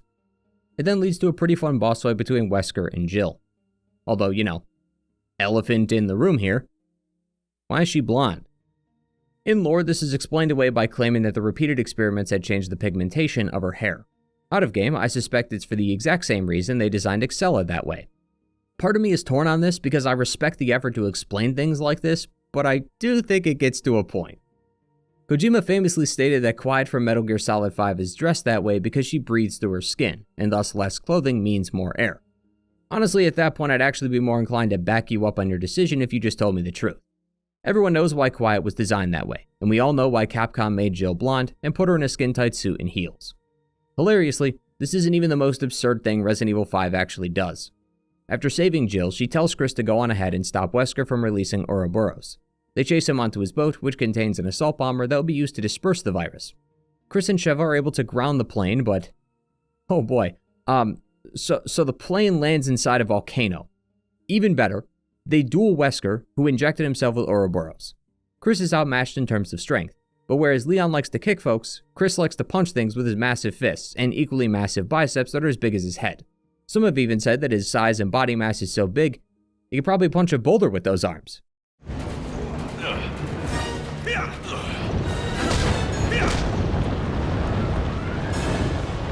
So, yeah, Chris punches a real boulder with his real hands about 5 minutes before the credits roll, and we're still in the volcano. Not that any of you are actually surprised to hear that though, because it's the single most recognizable part of this game. It leads to an interesting discussion about legacy, actually. Despite how good of a game RE5 is, many people, when reminiscing about the game and their memories of it, don't talk about the co-op or the setting. They mainly focus on stuff like this. The nonsense that makes up RE5, like the fact that Jill is blonde now, and of course, how Chris punched an actual boulder while fighting atop an active volcano. Shinji Mikami, when he made Resident Evil 1, did not think the franchise would ever turn into a 30-year multi-million-dollar success. Similarly, when he was making RE4, he did not make the new systems with the intent on redefining gaming as a medium, he just focused on the game he was making. Oftentimes the legacy of a game is determined by the fans, and is almost always out of the developer's hands. And so that's how you get stuff like this, where RE5 becomes a game people remember for its very strange decisions. But Capcom has at least always been in on the bit. They know that sometimes their games do get a bit weird. Barry's line about Jill being a master of unlocking is said continually throughout the franchise, even said by Ashley in Resident Evil 4 Remake, which came out 27 years after the original. So it shouldn't exactly be a surprise to learn that this too would eventually be referenced in the franchise. Heisenberg in Resident Evil 8 Village will eventually call Chris a boulder-punching asshole. I'm not sure I'd go that far, but nevertheless, Chris would end up using that boulder-punching strength of his to kill his arch-nemesis Albert Wesker, bringing an end to the Albert Wesker saga. Not to spoil things, but as of this video's release, Wesker does not reappear in the franchise again, minus the remakes, which we'll get to later, but in terms of the timeline, this is it. There is a strange sense of finality in saying that. It's one of the few times where I've actually looked at the helicopter taking off into the sunset and felt like we've actually ended something, not just prolonged the inevitable. Albert Wesker is easily one of the franchise's best villains. You don't get this many appearances in the franchise to not at least be in the conversation for that title. Wesker was someone who would backstab anyone if it meant getting ahead. His careful precision of always being there when conflict arose, but never being around long enough to get in said conflict, made him a persistent and annoying threat. The guy who always seems to win, even when he loses. His on-screen presence made him the likable character that he was. Ruthless, straightforward, all delivered by incredible voice talent. A file in Resident Evil 6 written from Ada's perspective makes note of how she feels a strange emptiness in her due to his passing, mostly on account of them having done business for so long. Wesker was the anchor that the stories and world of Resident Evil could revolve around, and knowing that he won't be there to mess with Chris or disrupt plans does have me feeling pretty empty too. He's been a large part of this franchise, so to have him actually die feels odd in a way. Chris and the player since 1996 have been Wesker's #1 enemy. So it's weird that, after numerous appearances in multiple retellings, it's weird knowing that it's over. Wesker betrayed Umbrella and the Stars to serve his own purposes in 0 and 1. He stole the G-Virus from Birkin during the Raccoon City outbreak, attacked Rockford Island to steal the Veronica virus from Alexia, stole a sample of the Lost Plagas from Sadler, and even created his own world-destroying virus in the process. All while swearing vengeance against us for the numerous times we've come out on top. So yeah, the fight inside the volcano is pretty odd, but it's meant to serve as a climactic stage for a fight that's lasted over 13 years. The end of Wesker's story is also the end of Chris's too, as while he has plenty of more biohazards to destroy in the future, he's had a personal stake in many of these missions so far, especially once he learned that Wesker was involved too. So now it is time to move on to something else in the franchise. But before we go though, we gotta take a trip back to the past. There's still one loose thread left, that when cut will officially close out this chapter of Resident Evil. And so, let's talk about the founder of Umbrella and the man who's responsible for the world's current existence. Resident Evil 5 eventually released 2 DLCs, Lost in Nightmare and Desperate Escape. Both are incredibly short, only lasting about an hour or so, but provide extra content. Desperate Escape shows us how Jill got from the ruins to the chopper at the end of the game. She fell unconscious shortly following her talk with Chris. Josh, a member of Delta Team, would later swing by and rescue her. The DLC then shows us their desperate escape out of the compound. Outside of this, there isn't really much to say. It's a gameplay-focused DLC that lets you play as Josh or Jill for a little while, although they offer up no differences in gameplay compared to Chris or Sheva outside of looks. Narratively speaking, we get to see a call between Jill and Chris, but now from her perspective, and a new character named Doug is introduced, who is the pilot that helps them escape. Although Doug was forced to be a helicopter pilot in Resident Evil, so his fate was sealed before he ever knew. Lost in Nightmares, on the other hand, provides more overarching lore to the franchise. Capcom likely realized that it's been over a decade of Resident Evil games, and yet they've never shown Oswald Spencer's face, nor explained his motivations. So on top of explaining what happened to Jill during that night, we also get to see how the lore all comes together. The DLC has you explore the Spencer estate, another large home he built, this time in Europe. As mentioned in the base game, Jill and Chris were here to find Oswald Spencer so they could find Wesker, but the two got a 2-for-1 package deal. To get there though, the player will have to navigate another sprawling mansion. Oswald Spencer has particular taste, it seems, because the estate is built almost exactly like the mansion from the first game, even to how the dining hall is in the same exact room. But these aren't the only similarities you'll find within the estate. Moonlight Sonata is also required to open a door again, the Itchy Tasty note is back, doors open like the original loading screens used to show, and spike traps come from the ceiling to turn Jill into a sandwich again. I also have to respect how little combat is in this DLC. There's only a handful of enemies throughout the estate. showing us that the DLC is more focused on story and especially atmosphere, and that it doesn't need an encounter for every hallway. It's also pretty obvious that these elements are meant to serve as callbacks to the original, which I appreciated. It does, however, show just how far divorced these later games are when compared to the originals. That said, what's most important is the lore. From the numerous notes, Oswald Spencer, like Wesker, wanted to be a god. In fact, that is likely where Wesker got the idea from. Spencer claimed that it was his destiny, and with his viruses, he planned to do just that. However, age had gotten the better of him, and he's slowly succumbing to his own mortal flesh. Despite age slowing him down, his ego has never been higher, given the 6 paintings of himself spread throughout the manor, some only a few feet apart. Never mind the painting of the exact estate that the painting is inside of. I know it's just asset reuse, but it's really funny to imagine that his ego is getting in the way here. But in not wanting life to take him just yet, he began work on finding the secrets of immortality. He found a few leads that were promising, but needed some assistance, so he asked Alex Wesker for help. See, back in the day, Spencer had helped kickstart a project called the Wesker Plan. It was designed to take children from intelligent mothers across the world and manipulate their genes. Those who were selected to be the best were monitored by Umbrella as they aged, and then later given an experimental virus. Many of the children would succumb to this virus, but Wesker did not. Judging from the text and the mention of William Birkin, who helped in this process, we can assume that the virus was the one he injected shortly before dying to the Tyrant in Resident Evil 1. The only issue is that many of those in the Wesker plan had died. Albert was one of the few who survived, but he disappeared, although as we know he would reappear sometime later and kill Spencer after learning the truth of his existence. Prior to that happening though, he would instruct Alex Wesker to help him achieve immortality. Because of her intellect, Spencer gave Alex everything she would need to get it done. The research was being conducted on an isolated island to the South Seas away from the public, but Spencer soon realized something was wrong. She was going through hundreds of test subjects. She was killing them quicker than Spencer could supply. While he had his doubts, he was blinded by the promises of immortality, that he had not known until it was too late that Alex was secretly working to betray him as well. Knowing that this would likely be the end, now that the well had dried up, so to speak, he asked his butler Patrick to reach out to Albert. Patrick would then fulfill his final duty as butler, and through Ricardo and Ada, managed to get in contact with Albert. This of course leads us all the way back to those flashbacks where Spencer talks to Wesker about becoming a god, before Wesker kills him, claiming that the right to God has now been granted to him instead. Despite having little screen time in the series, the franchise and its numerous outbreaks would be nothing without Oswald Spencer. For someone as awful as him though, I find it rather fitting that this was his end. Not only dying to his own creation, but also utterly failing in his goal of becoming a god, thanks to the very same thing that will all take us in the end. You can never stop the ticking time bomb that is your own mortality, but rather than make something of himself, Spencer chose to kill hundreds of thousands of people because he believed the world should worship him as a god. I'm still surprised it took us this long to get this info, but I'm glad that we're finally getting some much needed answers from this franchise. But with Wesker's backstory and Spencer's motivation now revealed, we can now finally close this chapter on the franchise for good. Capcom has freed themselves from its own chains by destroying Umbrella. But with Wesker and Spencer gone, we have nothing left to touch upon. All the virus samples have been used up, so to speak, and the franchise has started gaining immunity to it after using them for so long. So now it's time to take this somewhere else. We saw this take shape in Resident Evil 4, but now the question is, how much further is the franchise willing to go now? Something consistent so far in this part is the presence of action over horror. Not that it's fully overtaken it, mind you, but we are certainly seeing a lot more of it compared to those present in Part 1. Let's turn back the clock a bit and return to those olden days. Nintendo had released their 3DS, a handheld that was supposed to be better than its original DS counterpart.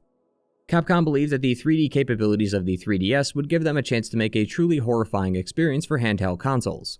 Revelations 1 was designed to be that experience. Revelations 1 starts with Jill and new character Parker investigating a ship stranded in the middle of the Mediterranean. So it's got some Dead Aim DNA to it, and frankly it actually does remind me quite a bit of Dead Aim, not just in the level layout but also the darker atmosphere as well. Abandoned ships in the middle of the ocean where no one can hear you scream are a wonderful place to set a horror game, so it makes sense why Resident Evil's done it 3 times now. The ship setting was critical to eliciting that horrific feeling they were going for. Besides it quite literally being in the middle of nowhere, a cruise liner like this is tight and filled with lots of interconnected rooms. The team wanted to make it feel as though there could be an enemy around every corner. As while you have much more freedom in how you move around compared to say Resident Evil 4 or 5, you're still limited to the rigidness of the tank controls. So every movement must be deliberate, and with such a small space to move around it makes combat much tougher. Personally I didn't find the game to be all that scary, but I can see the vision they were going for, and I think they did a pretty good job at it. It feels like the team really did try to keep their focus on horror, although it's clear action was also a major priority for the team as well. There may not be explosions or chase scenes, but you probably fight more hunters in this game than the entire franchise combined, and enemies often attack in large packs. Still, there are many moments where hints of that old familiar style do reappear. but much of its vision cannot be fully realized as the game is held back in a variety of ways thanks to the hardware. Chief among them being the enemy design, as most are just gray masses with different appendages. That said, some of the enemies speak their final thoughts or words when you approach them. Not all of them, mind you, mainly just the bosses, but it's quite terrifying when you hear it, and it reminds you that these people used to be human. This is the Queen Zenobia. Emergency call number. But honestly, the fact that the game even released on a 3DS at all is impressive in itself. It's a fully fledged RE title taking about as long as some of the classic games. It's filled with 12 levels, full voice acting, plenty of cutscenes, and plenty of detail in the environment. Also released for the 3DS a few years ago was Resident Evil The Mercenaries 3D, a standalone release for the Mercenaries arcade mode present in most Resident Evil games. This was just as graphically impressive, and it was thanks to the team's prior work on this title that they managed to create Revelations 1 the way they did. But these handheld limitations also extended to the story. The story is split into episodes, 12 in total, and they frequently swap to a set of other characters. As Revelations 1 was a handheld, they needed to make the levels much smaller, perfect for quick plug-and-play scenarios like a lunch break or a friend's house. Each level is roughly 30 or 40 minutes in total, and the different sub-levels provide nice separations, so you don't have to quit in the middle of it. To also aid this unique approach, each episode begins with the classic Previously on Resident Evil Revelations, in which it gives a brief 1-minute recap of the prior episode. Honestly, this kind of stuff isn't talked about much when discussing a game, but it is a part of the art. It is a core feature of the story, even if it is just a recap. Not every game chooses to do this, so it's a deliberate choice and thus should be considered in the evaluation. Stuff like this has always interested me though, especially as we've seen this style evolve throughout the years.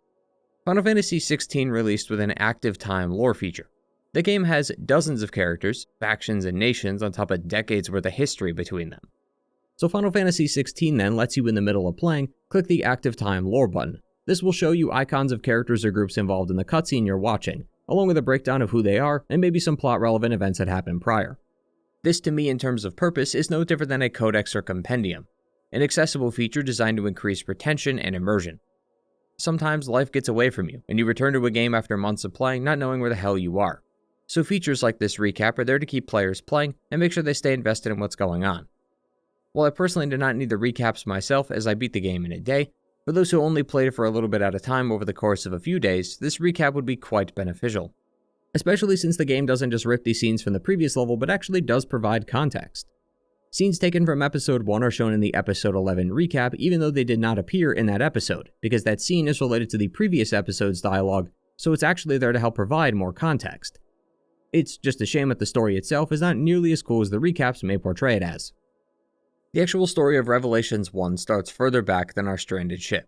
A new setting within Revelations 1 is Terra Grigia, a floating city in the middle of the ocean powered by solar energy. Firstly, that's insane.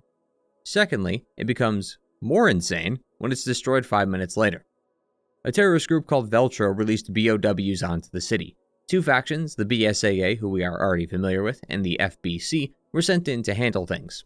At this point in history, the BSAA was not the international bioterrorism force they were in Resident Evil 5. In fact, it's thanks to the events of Revelations 1 that it became that.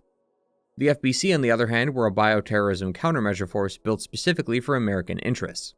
Like Raccoon City though, the outbreak had killed so many at this point that all hope was lost, so the FBC used a giant solar satellite and concentrated its power onto the city to cook it alive from space.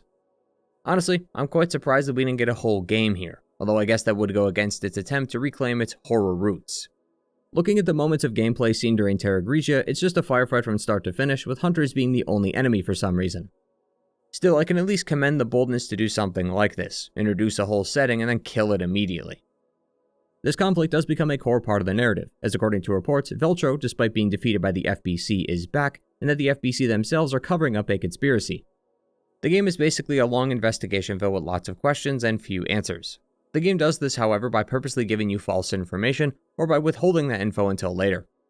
Early on, Jill and Parker are confronted by Raymond, who seems like a bad guy, except he's not. He doesn't want to kill them right away, so maybe he's allied with them? Or maybe he's in this for his own interests? But then Raymond reveals himself to be a member of Veltro. He's then killed by Jessica right before he can reveal the plot, so it seems like Jessica silenced him. So that means Jessica's actually the antagonist, right? Okay, well then what about O'Brien or Lansdale? What about them? Are they evil too? This is also further reinforced by the episodic structure, which necessarily has to create some intrigue at the end so you could find a reason to push on to the next episode. There is one moment where Jill and Parker are requesting a rescue from O'Brien, but he denies that request, so it seems like he's a bad guy, but then he just keeps working with them. The game's frequent misdirections create lots of confusion, which I guess is another benefit of having those recaps at the beginning. While it was annoying to have to sift through this, I can at least commend them for actually trying to create an interesting narrative. While Revelations 1 does misdirect a lot to pad out for time, especially when they purposely withhold info and then take a while to return to it, it does come around by the end. I was at least engaged enough in the tale to question who was and who wasn't the antagonist. It's just such a shame that the story itself was told through these characters. Revelations 1 created a sort of ensemble cast, something Resident Evil 6 would later do. Now I dislike like half that cast, but even they feel like actual characters compared to the likes of the Revelations crew. Jill is paired up with Parker, Chris is joined by Jessica. Two other characters you play as are Keith and Quint, and then there are the others like Raymond, O'Brien, and Lansdale. It's almost impressive how boring these guys are across the board. Jill and Chris, great as always. They are here to fight bioterrorism, and they do that. Nothing else to say there. Jessica is a flirt. All she does is flirt with Parker or Chris, and becomes incredibly jealous whenever Chris brings up Jill. She even at one point is annoyed at the fact that Chris hasn't taken the hint yet. I'm sorry, Jessica, we have better things to worry about than this. Now, Jessica is a kind of femme fatale, like Excella or Ada, using their looks to coerce others. For Jessica, it's about cozying up to the others so that no one suspects that she's actually the bad guy. This is fine, it's a nice twist, but she's so unlikable. Parker, meanwhile, is just a guy. Actually, you could extend that to Raymond, too. There is next to nothing about them that separates them from the others, both in personality and backstory. They are quite literally just two guys who used to be a part of the FBC, but left after the attack on Terra Grigia. I know that's not the most interesting way to describe them, but I'm truly at a loss for words as to how to describe them. Parker makes the usual quips you'd expect, like complaining about the mission or the monsters. Raymond is full of misdirection and secrecy, which is nice, and that makes more sense when the actual plot is revealed, but outside of that he's also just some guy. O'Brien and Lansdale similarly are just two dudes. O'Brien works for the BSAA and Lansdale the FBC. They occasionally speak poetry to each other, sometimes quoting Dante's Divine Comedy, but other than just being leaders, there's very little else to discuss. It's not that they're bad, it's just that I truly can't think of a single standout moment where I was feeling something. Some characters have fallen into similar traps here, but we could at least use the files or extrapolate some details to come to some conclusions. Much of Revelations cast reminds me of Bravo Team from back in the old days, or hell, even Josh from RE5. Josh came in during the middle of the story, provided some much needed info, and then was seen sparingly throughout the game. I'd hardly say Josh ranks among many players' top character lists, but he provides something to the story. Revelations cast is like Josh, but they were told that they had to be present during the whole game. They all feel like side characters, perfect for a brief talk or a mission or two, not a whole game. Had this game just been Chris or Jill, I truly think it could have gone over better. Maybe Jessica and Parker are the other duo who occasionally meet you throughout the game. It gives the actually interesting characters more screen time, while also giving the others some value from their limited moments. As it stands, many of them are incredibly forgettable, and we haven't even gotten to the worst of the bunch. Jackass here! Keith and Quint are some of the strangest characters ever created for the franchise. They contribute to a grand total of like 20 minutes of runtime, and they do pretty much nothing the whole time. Keith and Quint are like the guys from Bad Company, but way less funny. So much so it's actually arguably offensive to even compare the two. They fit the archetype of guys way in over their head that it makes you question how they got here. In Bad Company's case though, those guys were considered expendable. Keith and Quint are taken completely seriously. The crew of Bad Company were also hilarious, and that works because, most importantly, Bad Company is a comedy. This is supposed to be a game that brings the franchise back to its survival horror roots. I'm not entirely sure intentional comedy was the way to go here. Especially when their comedy is Keith calling Quint a stalker because he followed Jessica to her home one night. I think we have different tastes of comedy. Their missions are also equally as pointless. I knew I was in for a real treat when the first mission has you walk down a hallway to a computer room. Your progress is blocked because you need a screwdriver to open a panel, but Quint dropped his, so you literally have to go back down the hallway to grab it. You then go back to where the panel was, get the power on, watch a video of a new hunter-type BOW, and then the mission is over. Besides this, most of their missions are straight combat, with dozens of hunters and dogs attacking you at once. Narratively, they are meant to be the ones who uncover the real truth about the plot. To their credit, they somehow do, but I can't help but feel like they could have just done this with Jill or Chris.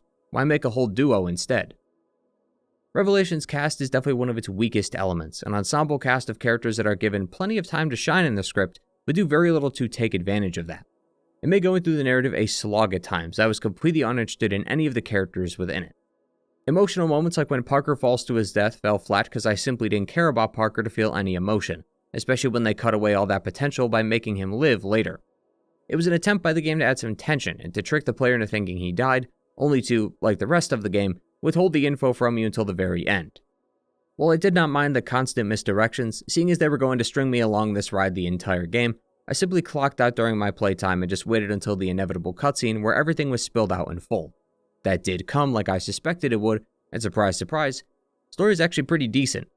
While I didn't enjoy the characters as much, I found something to enjoy about the complicated plot these characters weave, enough to at least keep me somewhat engaged. As mentioned earlier, there's evidence to suggest that the Veltro terrorist group is back and that the FBC is hiding info on Terra Grigia. All game long, you spend slowly piecing together this narrative, while the game continually redirects you towards something else. Early in the game, Jill and Parker are told to find Chris and Jessica, as their coordinates put them somewhere in the ocean. And yet when you play as Chris and Jessica later, they're in the mountains. Further, the end of Chris's segment has you trying to find Jill and Parker as their signals were lost while trying to search for Chris and Jessica. During their search, the two were knocked out and taken to a different room within the ship. The two escape but find Raymond, who seems to be a bad guy, but Parker has history with him that disproves otherwise. Raymond, Jessica, and Parker were all a part of the FBC, and was there the day Terra Grigia was attacked, thus making his betrayal, or what seems like a betrayal, all the more confusing. The masked man who took Jill and Parker a few episodes ago appears once more and announces the return of Veltro, which was backed by Chris and Jessica's findings up in Europe. They also show off their virus, the T-Abyss, the same one used to destroy Terra Grigia back in the day. Fascinatingly, in keeping with the aquatic theme, they plan to release this in the ocean. In fact, the virus came from an old species deep below sea level. Strangely, the fish did not contain the properties that would create the Abyss part of the T-Abyss virus, but rather a viral infection within the fish itself. They seek the truth of Terra Grigia and hope to expose it to the world, although what they're talking about is a mystery. As Jill and Parker continue to investigate, they're taken by some water, which flooded the lower levels. This is when you play as Chris and Jessica, so it's assumed that you'll save them right before they go under, but you don't. See, Chris and Jessica were given false information. They are on the Queen Semiramis. The others were on the Queen Zenobia. Two identical cruise ships. After a while, you start to get the sense that both groups are being taken for a ride, and I'm not just talking about the ship. Truth is, they are. To start from the very beginning, FBC director Morgan Lansdale collaborated with the Veltro terrorists to take down Terra Grigia. They used a new strain of virus called T-Abyss. The T obviously comes from the T-virus. Once these researchers had found that old species of fish and reported their findings, the Global Pharmaceutical Consortium, which we talked about back in Resident Evil 5, reached out to them and provided T-virus samples so they could create bioweapons. Interestingly, the researcher writing these notes explains how they're doing this to actually prevent bioterrorism, although they are skeptical that they're actually doing the opposite now.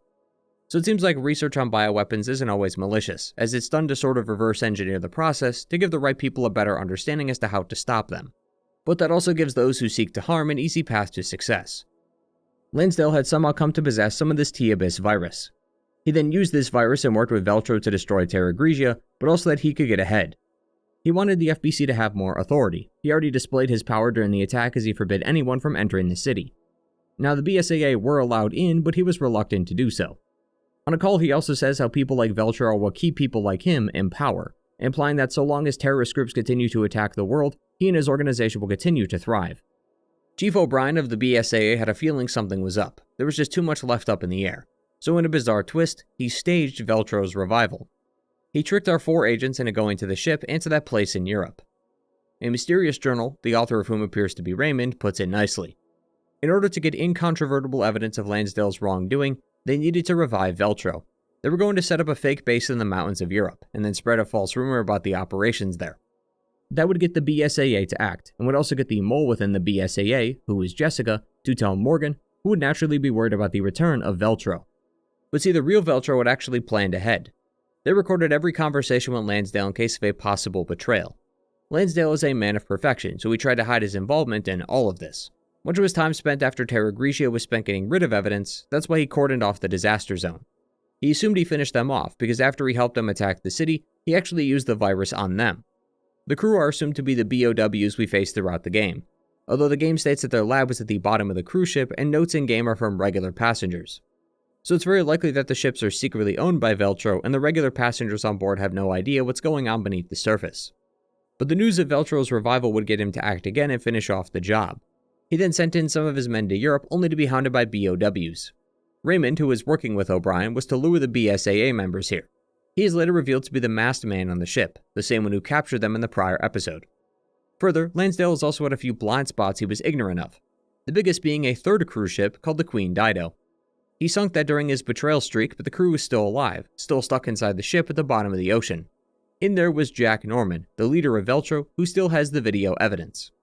The FBC tried to take them out once news came to light, but they were killed by the pink fleshy masses we saw in episode 1.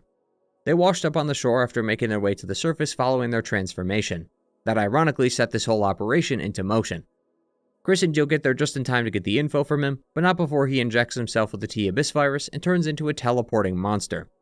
Chris and Jill then kill Norman, letting him and his organization to die under the sea, as they release the footage that shows Lansdale's involvement in the attack on Terra Grigia. All in all, not a bad plot. Again, while the characters were not as interesting, the story that involved them was to an extent. Some of the plot twists felt rather contrived though, like the second and third identical cruise ship. I was half expecting a fourth at this stage. Similarly, the amount of time something was assumed to happen only to not was enough to take me out of the story for a time. Raymond gets shot by Jessica only to reappear later. Parker saves Raymond after Jessica tries to shoot him again, but he takes a bullet only to survive as well. Parker then slips during a chase and falls to his death only to survive again. When Jill and Parker ask for a rescue during the end of the episode, it pans over to O'Brien, who sinisterly says that he cannot authorize that. It's assumed then that he's the bad guy and leaving them to die. But no, he's actually a good guy. That scene was just portrayed as sinister to make you feel like he was a bad guy.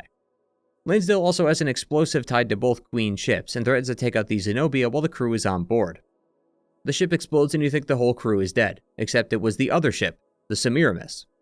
I assume this was because Jessica was already on board and she was to handle the detonation process for the Zenobia, but a lot of this game is designed this way. Plot twists followed by cliffhangers that are not what you expect them to be. I understand the game is trying to confuse you, but eventually it just becomes too contrived to be interesting. Especially when the game itself insists on ending some of its sub-levels on equally high stakes, only to go to another character for a while, immediately killing any of the tension that was built up as I spend a few minutes listening to two guys talk about Falcon and the Snowman. Being constantly let down throughout the plot had me clocking out early on, while I waited for the finale to come and spell the whole thing out, knowing that anything in between was just smoke and mirrors. Naturally, we were also given little time to invest in Veltro as a group. They despise modern society, seeing the cruise lines as symbols of degradation. According to their manifesto, destiny is determined before we even get a say. Veltro believes that those they kill are simply destined to be killed. They chose the vessels because it seemed fitting that such a luxury place was ground zero for their plan. An ironic twist, if you will. But other than this, we learn very little about the faction's values, such as why they believe the world to be in decline, and why structures like Terra Grigia are the epitome of that. The game does have a few references to Dante's Divine Comedy, but other than boosting the religious cult-like atmosphere of the faction, I can't really seem to understand many of the connections to the original source material, although that very likely stems from my knowledge of the Divine Comedy coming only from Dante's Inferno, so that one's on me. Still, from uninteresting characters to a drawn-out story, I find it hard to be interested in this narrative. For what it's worth though, while it wasn't exactly like the old days, I can at least respect the team's vision to return to survival horror, and I still do believe they succeeded in that. It also sets up the next game in the timeline. The end of the game has the classic where they are now thing you'd see in a movie or sitcom. Raymond and Jessica seem to be triple agents in this whole thing as they keep a sample of the T-Abyss virus for themselves. People seem to think that this involves Tricell somehow, but I can't find any info to corroborate that. Plus, T-Abyss wasn't mentioned in RE5, nor are these characters, so the connection doesn't seem as strong. It's also another example of the game's continued insistence on feeding you false info even after the credits roll, as there was no build-up to that twist whatsoever and it comes out of nowhere. It's as if the game just wanted plot twists and good drama without considering how to make them land. But the final scene tells us that the FBC was dismantled following Lansdale's arrest and was later merged to the BSAA. The BSAA, for its part, was then acquired by the United Nations and became the international fighting force we saw in Resident Evil 5. It also segues right into Lost in Nightmares, even showing a brief tease of the DLC at the end. Which is actually quite interesting because, now that I think about it, Revelations, while not intending to, was also a game that would sunset the career of one of its cast. This story marks the end of Jill Valentine, as while she does reappear in the third game's remake, she isn't seen anywhere else past this point, making this game and RE5 her last appearance in the timeline, at least in regards to how the games ended, that is. so it's been a while since we've seen her progress her story, leaving us to wonder what she's been up to in the meantime. But while Jill's story would end for the time being, the others would continue on for the rest of the franchise as we head to Resident Evil 6. But before we get there though, I have one question. Have you been itching to visit Raccoon City again? Resident Evil has always been one to try something new. It may not work, but they're always willing to try new approaches, especially having learned the price of stagnation. One avenue they haven't explored yet was PvP multiplayer. Resident Evil's done co-op. They've given players plenty of chances to brave through the horrors of their worlds with a friend.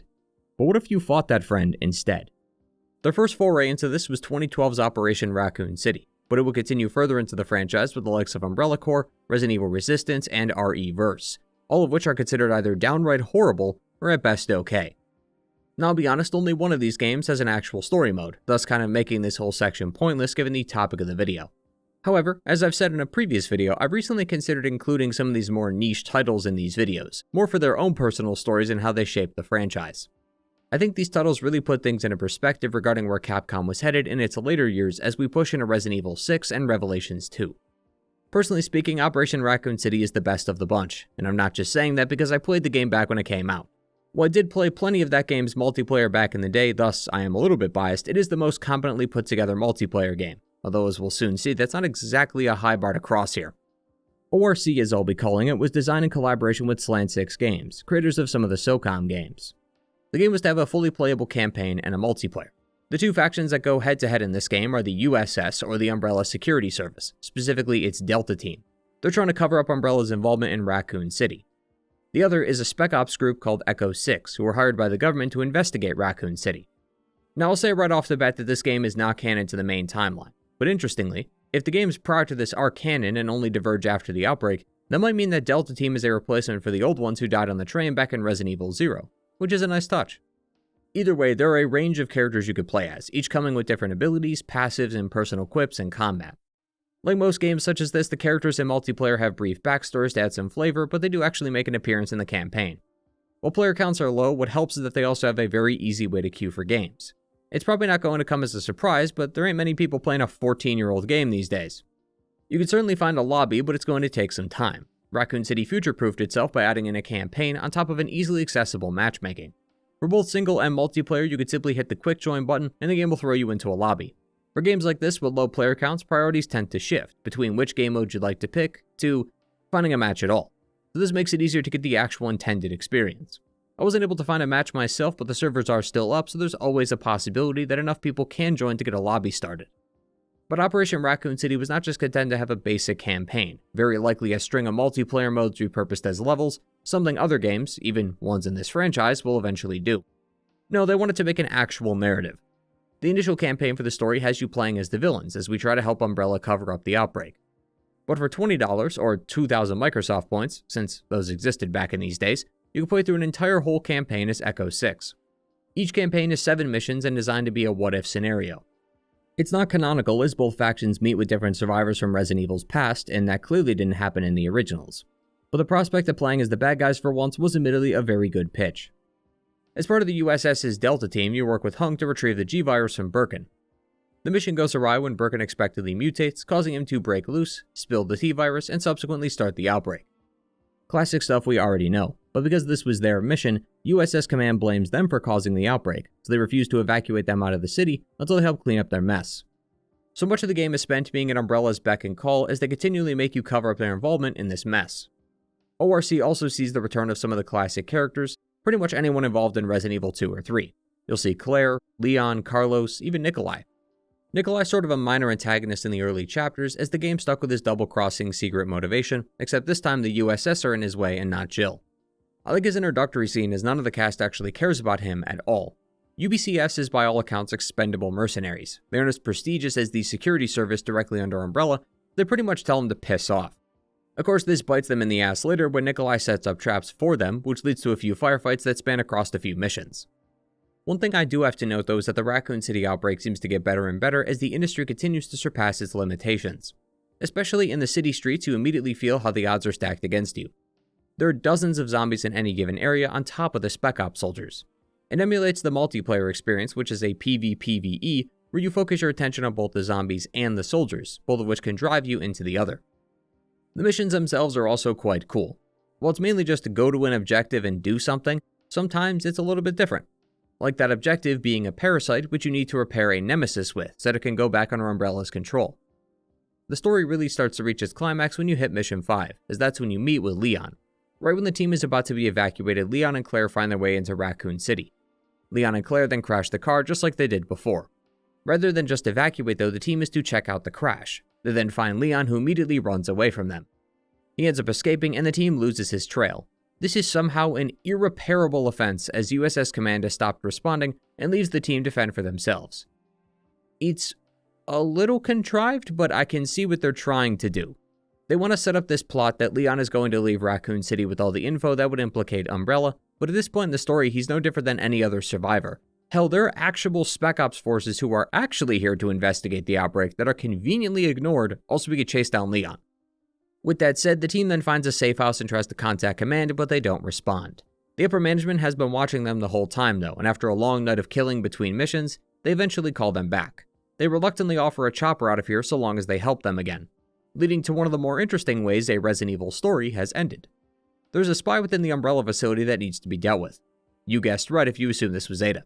But by the time they find her, she was killed by Mr. X, just like Resident Evil 2. The hunt then turns back to Leon since he has Sherry with him, and Umbrella needs her antibodies for study. It's a pretty long firefight, and a hard one too since he's joined by Claire. But by the time you get to him, you get to make a choice of either killing or sparing Leon. The choice is not immediate though, as it's actually a face-off between those of your team. Leon asks why we're doing this, and if it's worth trusting Umbrella. Those who dislike Umbrella can join Leon, and those that are just following orders can oppose, leading to a fight between whatever configuration it happened to be. This is a great twist, and if you were playing with a full team, it's even cooler. It's been ages since I played this game, and I actually forgot this is how it ends, so I was pleasantly surprised to be, well, surprised again, actually.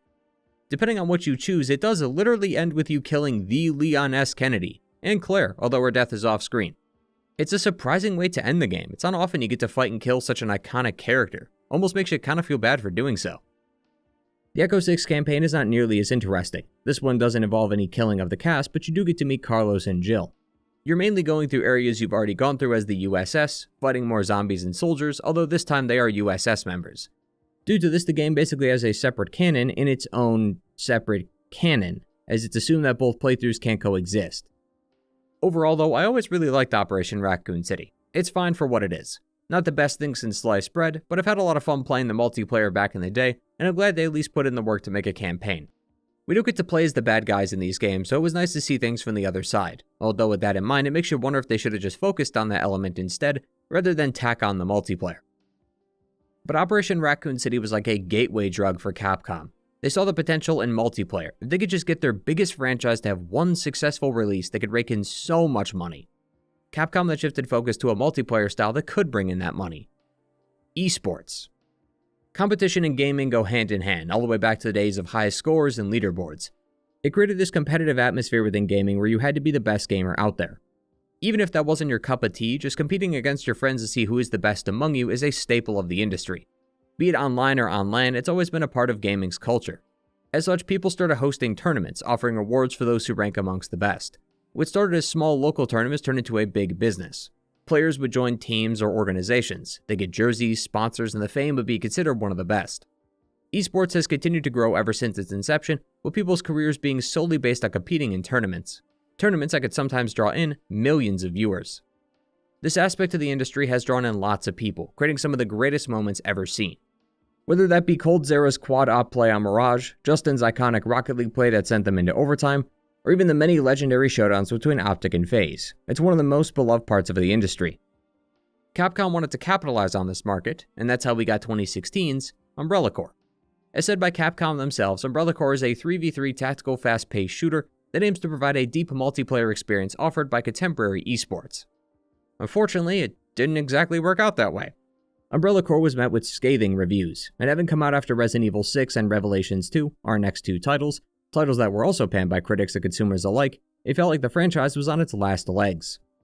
I'm not even really sure where the esports part was going to come from, because esports needs to not only have a thriving community of players willing to compete and watch, but it also needs to be fun. Umbrella Corps is just 3v3 multiplayer matches that only last a couple of minutes. I couldn't get into any matches as you'd expect, but it didn't seem all that interesting to begin with. On a more positive note, the game does at least have a single player aspect to it, and the story is pretty interesting. Now I should clarify, we're talking like bottom of the barrel here, so like anything that remotely invokes a positive emotion in me is considered interesting. Just keep that in mind. Story-wise, you're some Umbrella operative named 3A7. You're being tasked to complete various experiments. Much of the narrative revolves around your handler, Abraham Jackson. He comments on some of the staff at Umbrella, makes note about a mysterious commander who changes the rules of the experiment, and even at one point disappears, only to be replaced with a woman named Beatrice. There was an underlying narrative happening in the background that we aren't aware of, to you simply being a test dummy, to some of the researchers rigging experiments to literally get you killed. All of this though is only seen through the short sentences before a mission begins. In-game it's just a variety of objectives, from collecting samples to capturing objectives. Although the game does switch up things like introducing new enemies, more objectives, different maps, or different equipment rules, like removing most of your ammo at the start. Honestly, Umbrella Corps is alright. Although I will say the simple act of shooting did feel great, and is in large part why I played the game for longer than I should have. I am quite partial to a fast-paced shooter though, so it did hit my personal interest just right. But expectedly, Umbrella Corps was dead on arrival, barely having enough players to start a game, let alone have a thriving esports scene, and it's often considered the single worst game in the Resident Evil franchise. But say what you will about Capcom, they are persistent.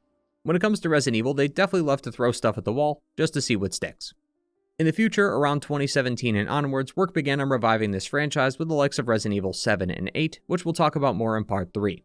However, Capcom were still eager to find a foothold in this multiplayer scene that had continued to elude them. Bundled with Resident Evil 3 Remake was Resident Evil Resistance. Players could choose between either the survivors or the mastermind. The survivors have to complete various objectives and escape the testing facility, while the mastermind spawns in enemies, locks doors, and generally makes their life harder. If the survivors can't escape before the time runs out, they lose. Both mastermind and survivor players can choose from a handful of characters. Most exclusively come from Resistance, but they each have their own skills and ultimates that offer up some critical thinking, as you try to plan the best team for the journey ahead. As you spawn in, you're either going to plan out your traps if you're playing as the mastermind, or work together with your team to finish the objective given to you if you play as the survivor. Taking damage of any kind, and especially dying, will lower a chunk of your timer, but killing enemies and completing objectives adds that time back. There's a risk-reward system here. I couldn't find too many matches of this either, but I did find one, and it was quite fun. I was carried through most of it, but that's beside the point. Unfortunately, Resistance didn't come with a single-player campaign, although it does have some offline features. You can play the tutorial to get a grasp on the mechanics or play practice modes, but practice mode as a survivor means a one-on-one against a computer-controlled mastermind, which is not intelligent enough to emulate the real experience, and practicing as a mastermind means watching these survivors do literally nothing as they just sit there for your own amusement. So even if you did find the game fun, you're mostly limited to the multiplayer, one that also has a severe lack of players. Unique to Resistance though is that what really chapped people's asses about the game was that it actually replaced something fans would have enjoyed more. As mentioned earlier, Mercenaries was a huge part of the franchise, successful enough to get a standalone release. It's been heavily featured in many of the games we've talked about and will appear in some of the future ones as well. So when RE3 Remake was announced, fans were eager to see the return of Mercenaries, especially since the previous remake included some extra game modes as well. However, on top of the growing resentment from fans over that game's cut content, which we'll discuss more in depth in Part 3, when news broke that Resistance was replacing Mercenaries, most fans seemed extremely disappointed, which likely did not help future sales. Now, that said, I have called all of these games fun, but there is a caveat to that. It's fun for a limited time. All these games have that new car smell to it. Calling them fun really means calling them novel. Playing these games was fun for 30 minutes to an hour because it was a new experience. Playing it for 30 hours? It's a different story. It was a nice way to pass the time during one of my afternoons, but I definitely could not see myself putting in lots of hours here. The most positive thing I can say about these games, though, is that at the very least, if you do enjoy them, you could play them. Bundled with Resident Evil Village was RE4, a game you can no longer play. It was downloadable the day Resident Evil 8 dropped, but due to delays, the game wasn't playable until a year and a half later. That pretty much sealed its fate right there, but then the game was dropped and it was once more met with negativity. Credit to Scirocco for the footage, because obviously I don't have my own. The game is a free-for-all shooter where up to 6 players can compete to get the most points, achieved by killing other players and racking up kill streaks. You first start playing as a human, but when you're killed you turn into a bioweapon, only to revert back to a human upon death. Again, like the previous games, while it would definitely seem fun with some friends for a few matches, it's not the kind of thing you'd expect people to play for a long time. It's clear that Capcom was trying to appeal to fans of all kinds, because all the humans and bioweapons are a mashup of older Resident Evil characters. although it should really be called RE Engineverse, since it features only those present in RE7 and beyond, or basically every game we'll discuss in Part 3. Now I know, it's meant to be an asset flip, otherwise this game would have never gotten out in this stage, but it's still incredibly funny to be named that and then only include a handful of titles. It led to the game kneecapping itself in a way because Resident Evil is a franchise with a small cast of characters, especially within the RE Engine games.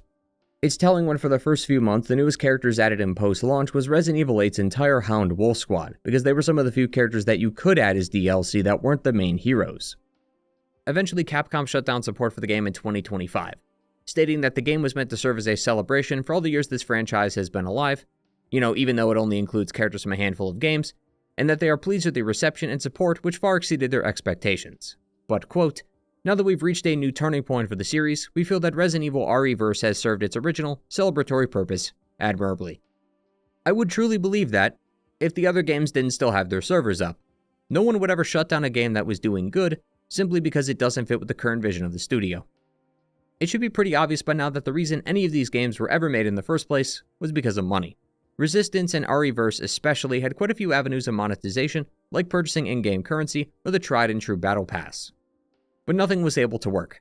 After you get fooled enough times, it's time to start looking inward. It's clear that multiplayer wasn't a worthwhile endeavor for this franchise. Resident Evil should have focused on what people came here for, single-player survival horror, or at the very least extra arcade game modes. All 4 of these games were a result of greed, stemming from this insatiable urge to capitalize on the games as a service market that continues to rake in millions of dollars. Sometimes it's important to know what you are. Just because you could do something doesn't mean you should. Resident Evil is not a multiplayer game, it's a single-player one that was on top of the world when it came to survival horror experiences. Yet it was unable to recognize that, as the franchise was not humble enough to be appreciative of what it had, as it was too distracted by what it did not. And the consequences of that not only resulted in these games, but even seeped its way into the main series. Resident Evil 6 was released the very same year as Operation Raccoon City, and was designed to be the biggest and best Resident Evil game within the franchise. With more content, more campaigns, more gameplay, more story, and, well, more everything else. Resident Evil 6 has 4 campaigns with 5 individual chapters starring old and new characters alike, along with 4 new locations, 2 in China, 1 in the US, and 1 in Eastern Europe. All of them can be played in co-op, and each campaign is around 5 to 6 hours long, and that's if you sprint through it. The game has a ton of extra game modes to play when the main campaign is done, a skill system that lets you hot swap skills before each chapter, a massive overhaul to the inventory and combat system, and more, all in just one game. In an interview with IGN, the game's director said that he saw RE6 as the flagship of the franchise, even calling it the ultimate horror entertainment, a blend of action and horror all in one, where everyone could find something to like about it. In reality, it was anything but, as most fans struggled to find something to like about it. Complaints ranging from long runtime, terrible story, and action over horror were commonplace then and even today. It's often considered one of the worst main games in the franchise for this very reason, and in having played it, I could say that a lot of this criticism is warranted. Speaking more generally, I think it's almost incorrect to call the game a horror game. There was little I found actually terrifying about it. This is in large part due to the dozens of different ways you can kill something in this game. Now, as always, I won't talk too much about the gameplay, but this does need to be mentioned. Resident Evil 6 has overhauled its combat mechanics greatly. Players can now attack enemies with melee attacks or perform a quick shot using a gun so long as you have stamina. There are tons of different moves you can do, from kicks to punches, and they all depend on your stance, whether you're running or standing still, or to position, like whether or not you're moving away or towards an enemy. This is also coupled with a new dodging system. Aiming and pressing A lets you dodge backwards or forwards. You could also slide after a sprint, roll around on the ground, or even combine these together, such as running and sliding, then doing a 180 into a backwards dive to surprise an enemy behind you. We're still talking about Resident Evil, just in case you forgot. I think the intent was to create a blend that appeals to both horror and action fans, but there's something to be said about gameplay and its connection to a story when it comes to horror. As I've often said, if you can't be terrified by the gameplay, you won't be terrified by the story. Some have said that the clunky, sometimes frustrated controls of the older games actually makes them better horror experiences because you need to have a strategy in mind when you attack. The same goes for RE4 or 5, where you're able to only shoot when standing still, so you had to make a conscious decision to commit to an attack. It's incredibly difficult to feel terrified in this game when you could suplex an enemy at will, or slide tackle them so hard you could feel the red card coming. And even then, if the combat system was removed, the lack of horror would still be present, just in how the game is presented. A question likely floated around the Capcom offices was how many explosions can we fit into our budget before we run out?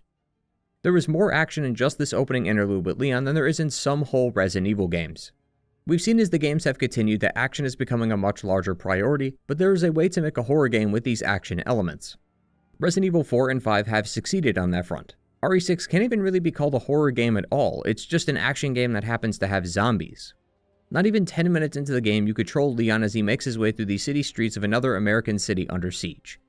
At one point, a jet comes out of nowhere and crashes into a truck, causing a chain reaction of car explosions that you have to run from.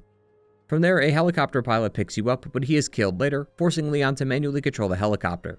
The camera pans back and forth as Leon almost collides with the buildings and a train before crashing through an office building. And this is just the interlude, the teaser of what to expect. Once the game actually begins, it gets even crazier.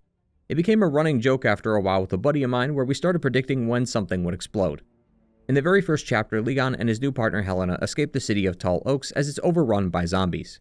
During this time, a car comes out of nowhere and drives straight into a telephone pole. You push a vehicle out of a way to make some room only for a random motorcyclist to crash into you. Later, an ambulance will drive into another car and possibly hit you, and hilariously, that's not even the only ambulance. There's like a very strange amount of ambulances that crash into something here. This then leads to a massive firefight inside a bus where you have to fend off the undead. Despite escaping the city, they aren't out of the woods just yet. As while driving, a zombie appears in the middle of the road. The driver goes through the zombie, which somehow spins the vehicle out, leaving you just barely hanging off the edge. Then as you defend the bus, a random truck comes out of nowhere and collides into the bus, throwing it off the cliff. Leon and Helena then awake as the bus catches fire, and if you're like us, you already knew where this was going.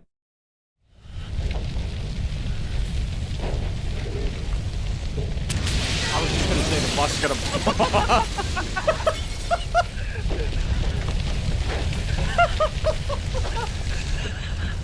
The lack of horror even comes out in the dialogue. Leon's quirky one-liners have returned and do little to elicit any sense of fear, and if anything takes away from the horror that could be here. What's worse is that Leon is not the only one who's been infected with this virus. Nearly every single character has some kind of quip for every scenario. When fighting a boss later called the Ustanak, Jake likens its constant appearances to that of an ex-girlfriend. Later, when he swaps his arm for another one, Leon is surprised to see how many armaments he has, followed by Helena saying, "Well, you gotta give him credit, at least he came prepared." I'm sorry, I thought we were supposed to be terrified here. I truly found it hard both in co-op and when I went through the game again in solo to feel any sense of terror or dread. And this is why I wanted to bring up the combat again, because if the gameplay and now presentation is like this, how am I to believe anything happening in the story is supposed to be terrifying, and not some action-filled fun adventure with little to no stakes that not even the characters seem concerned about? One thing that really confused me was this moment during Leon's campaign. You have to go through this cathedral as that's where Helena is taking you. There are survivors there who initially won't let anyone in due to the zombies outside. Helena and Leon are eventually let in, but in doing some puzzles around the area, they actually unleash some of the infected on the populace and get them killed. Not a single line of dialogue brings attention to this manner. They just continue on walking. No introspection or brief moment to question their actions. Nope, it's just full steam ahead into the dungeon. Never mind the fact that Leon will crash a plane into a city and most definitely killed someone, but the game only makes this scene for the sake of spectacle, not terror. It's so strange too because RE6 does have some wonderful moments that made me remember that this was supposed to be the horror game I was playing through. As insane as that opening is, the downfall of Tall Oaks is great. It's like seeing the downfall of Raccoon City, but now in HD. Yes, there is a million explosions going on, but they do convey that the city is under attack. And the numerous zombies breaking into cars and chewing on corpses further enhances this. There are even some random survivors trying to escape that will help you in combat, which gives some occasional flashbacks to Outbreak. The other two attacks in China are of similar make. In one, that attack has already begun, but in the other, you see the missile disperse the gas that infected the city. You then watch in horror as everyone in the city is killed, only to be wrapped up in those very same encounters yourself, as the hordes of the undead push deeper into the building and bring the gas with them.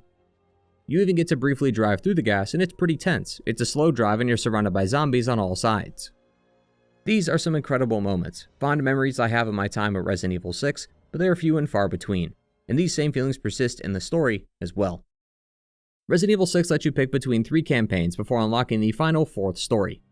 The campaign structures harken back to Resident Evil 2, where characters and events occur across playthroughs.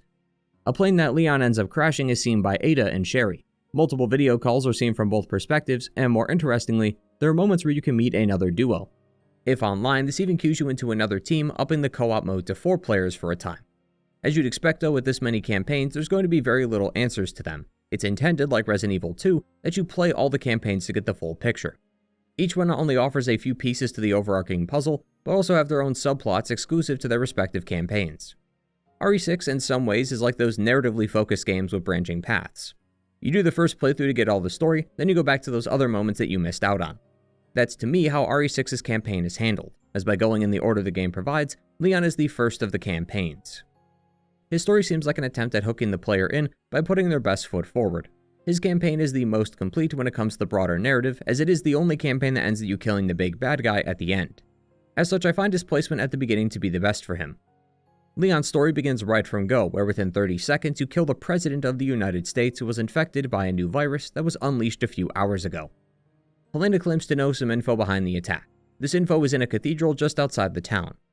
Leon, however, has somehow managed to be partnered up with yet another person who refuses to tell him about anything that's actually going on. Helena and her sister Deborah were captured by a man named Derek Simmons, the National Security Advisor for the US government. Deborah was experimented on, while Helena was forced to work with Simmons or her sister would be killed. She was in on the plot to kill the then President Adam Benford and is the reason he's a walking corpse right now. President Adam planned on leaking everything he knew about Raccoon City to the public, but this would have destroyed the US's global security and authority, and Simmons could not let that happen. So he had the President and any evidence about the attack destroyed via the viral outbreak.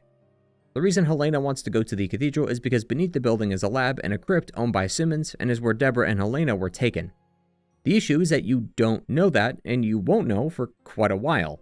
Leon asks her why they are going to the cathedral, but she will tell him that she will explain later. They get out of the campus they are in, and he asks again, but she refuses to answer. They make it to the cathedral, but Helena tells him to just wait a little bit longer as she wants to actually show him. They find an underground lab down here. Leon asks why. Helena says that she will show him later. Leon asks why she won't tell him. Helena claims that if she told him, she wouldn't believe him, as if the guy hasn't seen something like this already. They find a tape of Ada Wong, which actually has no relation to what Helena is doing here, but it prompts Leon to ask her about this journey again, but she refuses.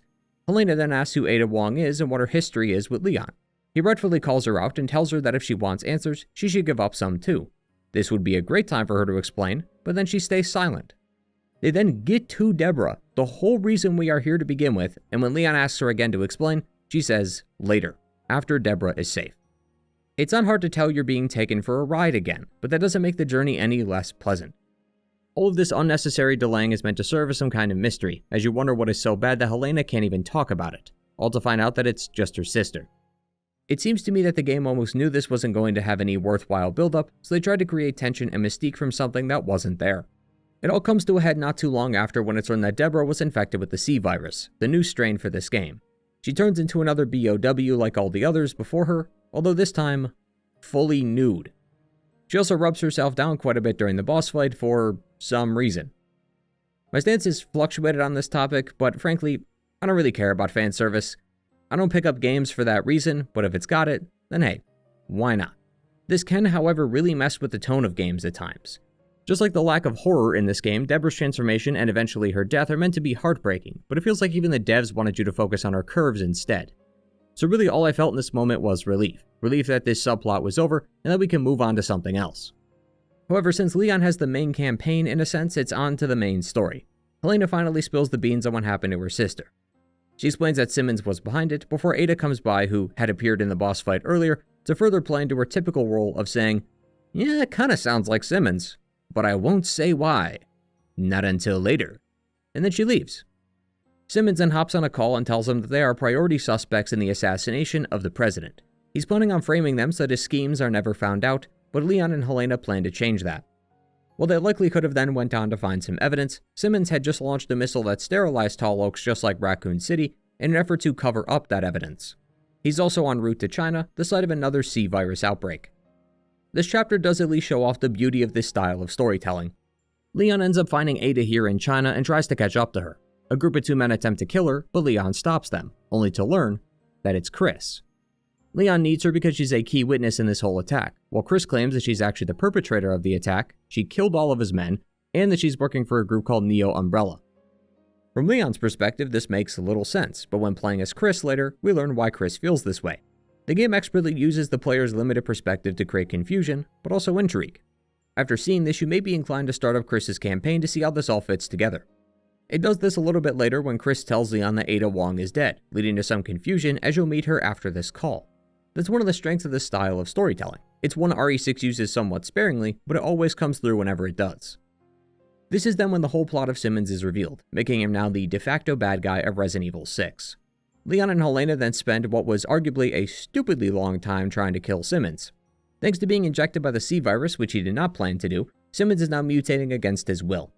He turns into various animals, from whatever this is, to a T-Rex to a massive mosquito. Combined, you fight Simmons for over 20 minutes.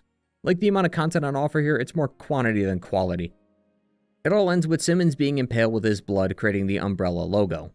Very symbolic. A reminder of how much time has passed us by, and how much this franchise has lost its way ever since Umbrella was shut down. When making the campaigns of Resident Evil 6, the team specifically designed each campaign around a specific style. Chris's campaigns had enemies that shoot guns and has lots of action in it, bringing it closer to the tone that Resident Evil 5 had.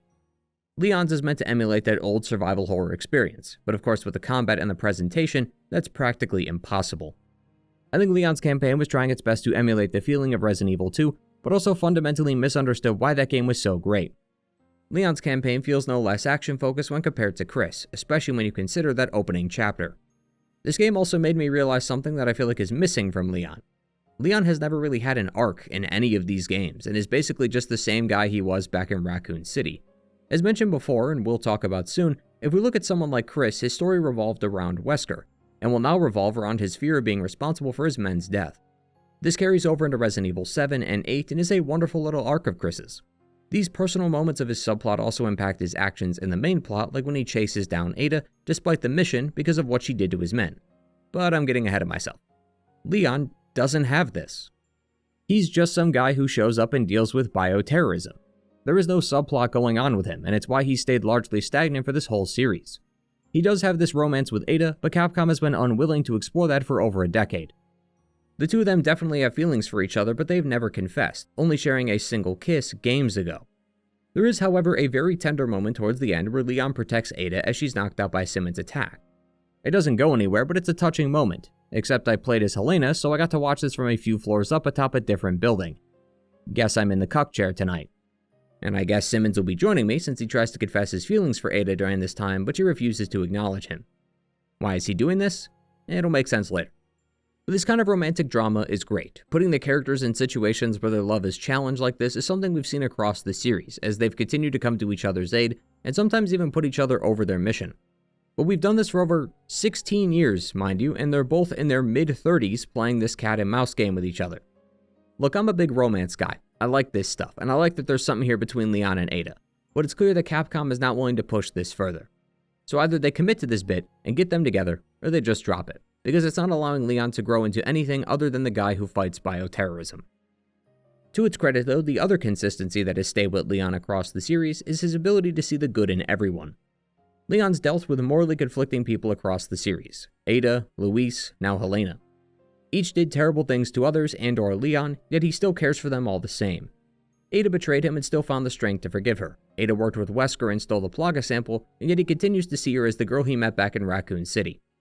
Luis's research contributed to the deaths of many, and yet he still wanted to help him atone. And Helena was, albeit forced, to help assassinate the president. And yet, at the very end of the game, when Leon finds evidence that both exonerates him and convicts Simmons, Leon says that it will make both him and Helena innocent. Even in the final scene, when Helena is ready to say goodbye to her life and face the music, Leon assures her that she's not going anywhere, and that the charges against her will not be pursued. Despite helping murder a person he considered a friend for many years, he still believed that Helena could do good, likely recognizing the situation she was put in. It's one of the most endearing things about him, and it's what separates him from many of the other protagonists, especially someone like Chris. That part of him at least remained, and it's something I hope continues to stay with him forever. Despite the mediocre start, following Leon as Chris, and his campaign is easily the best thing Resident Evil 6 has to offer. So good in fact, I wish the whole game was just this campaign. It starts with Chris drunk at a bar. A BSAA operative named Piers has been searching for him for the last 6 months and is ashamed to see the once great Chris Redfield reduced to this. In a chapter dedicated to this point in history, we learn where this drunken state originated from. Chris and the BSAA were in Eastern Europe as a civil war had broken out and the BOWs were being deployed during the war. Chris is now the leader of his own unit and tells them that it's his job to get them home safe, no matter how badly they want to die for the cause. You tell Chris's confidence is rubbing off on some of his men, as the rookie Finn asks Piers here if Chris is always this awesome. Yes, he is, Finn. Yes, he is. The rest of the chapter is then Chris fighting a BOW known as Juavo. What's really cool is that because Chris is a part of a team, they actually take part in the action. I'm not sure if they can kill any enemies or even do any damage, but having them as a part of the scenery is enough. And this is on top of the amount of times that Chris will help save his men when they're wounded or instruct some of them to blow up some doors or clear pathways. It truly does feel like they were an actual team. This all goes down the drain though, once they make it to their objective, as that's when they meet with Ada. Ada will then trap Chris's men in a cell and infect them with the C-virus while she escapes. His men, including the rookie Finn, then sprout into BOWs, but Chris still sees his men inside them, so he struggles to take them down. He gets knocked out after this, which forces Piers to bring him back to safety. After this, Chris disappeared and was never found again until this moment back at the bar, and now things start to make more sense. This is why Chris wanted to kill Ada, and seeing this now connects the pieces together. It's both a great cutscene with some excellent drama, heightened by the previous campaign's tease as you continually wondered where it all went wrong. It's amazing from start to finish.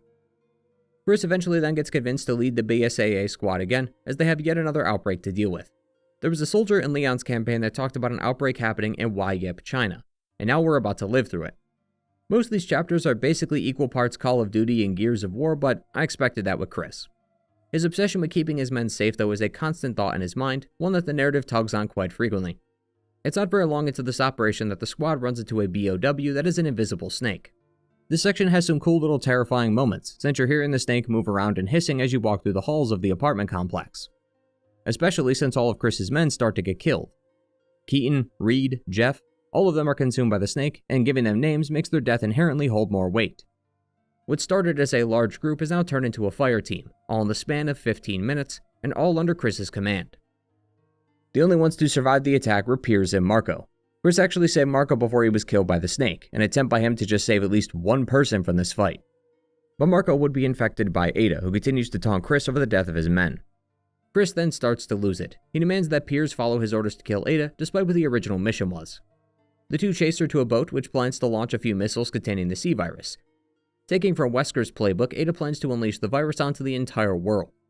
They corner Ada and Chris is ready to kill her, but he knows that justice comes before all, so he stows his hand and goes to arrest her. But that's when she's killed by some random men in suits, the very same men that were following Simmons around. Ada hits the ground and dies, but that of course makes little sense since we saw her in Leon's campaign, leaving us to wonder how these two events are connected.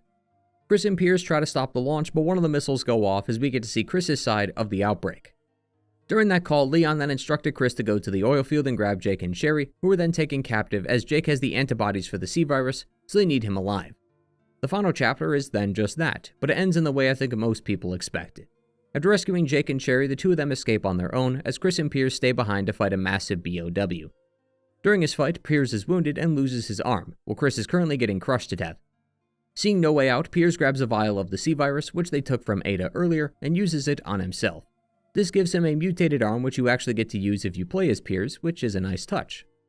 The two then escape using a drop pod, but of course with Piers being infected it's already too late for him, so he pushes Chris into the pod while Piers stays behind. Chris had told Piers earlier that after this mission was over he was going to retire from the BSAA, and he wanted Piers to lead the unit in his stead. But it seems though that won't happen, as Chris has lost yet another squad, again.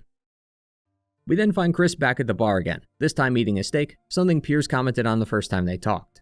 But this time Chris is sober and ready to brief his men on the next mission. Little dialogue is spoken here, but you get the sense that while deeply affected, he continues to push on to honor their sacrifice, by being the captain they remembered, not the one he used to be. But how long will that last? What happens if more of his men die? Well, that's a story for another time. Like I said at the beginning of this section, Chris's campaign is the best story in Resident Evil 6, a prime example of how good Capcom can be when it comes to writing stories for this franchise. It's got everything a good campaign needs, a subplot with an actual arc, numerous hints that leave you with enough reason to continue playing to the other campaigns, and some answers of its own to help fill some of the gaps the previous campaign left. It's fantastic from start to finish. The third campaign stars Jake Mueller. He works as a mercenary and is allied with some of the forces here in Eastern Europe. Jake is then found and brought into protective custody by the one and only Sherry Birkin, who is now a US government agent. Jesus, talk about a midlife crisis. Nothing like seeing a girl you remember as a small child now all grown up to remind you of your own mortality and how time continues to pass us by. Sherry is here because Jake has the antibodies for the C virus, so the government needs his blood in order to make a vaccine. Problem is that Jake is kind of a dickhead. He only looks out for himself and is only cooperating with Sherry if the government pays him a lump sum of $50 million. Where the subplot comes in is their relationship. In many ways, it's a lot like the relationship between Rebecca and Billy, even down to their personalities, although Sherry is very efficient and has little time for jokes. Her no-nonsense, all-business attitude is actually quite a turn for her, and I like it quite a bit. I'd honestly say that Sherry is actually what shaped this campaign for me. It's not my personal favorite, but Sherry's new personality really carried this story a lot. Although it saddens me to confess that this story isn't actually Sherry's, but Jake's. Jake is the main character of the campaign because he's learned to be the son of Albert Wesker. Okay, so clearly I was wrong in the last section that Wesker does indeed give into sexual advances. I guess Excella wasn't doing it for him. Not sure how, but hey, different strokes, different folks, right? Well, he was sure stroking on something, as this unnamed woman had a kid with Albert, who would later be Jake Mueller. Jake has no idea who his father was, not even his name. So after being taught all there was to know about Wesker, well, let's just say he's not exactly happy about the family business. The rest of the plot then revolves around Jake grappling with the familial tie, as well as the overarching plot of his blood and the C virus. But if Leon's was about classic survival horror, and Chris was more focused on action, where does that leave Jake and Sherry?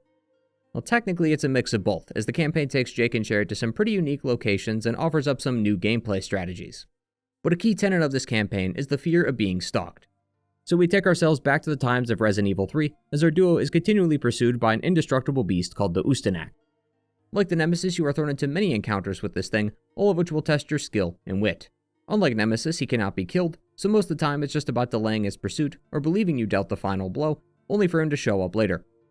That said, I find the relationship between Jill and the Nemesis to be much more thoughtful and interesting compared to this one. Like the Nemesis, the Ustanak is only here for one person, that being Jake, so anyone caught in the way is just collateral. Except it's only ever Helena and Leon during one 4-player section. Otherwise, it's just Jake and Sherry. Anyone else are just random nameless NPCs, one of whom quite literally appears out of nowhere just to be killed despite this entire facility being abandoned. There just isn't that beef here that was present with Nemesis. The Ustanak rarely ever foils their plans, so to speak. He just shows up and starts killing.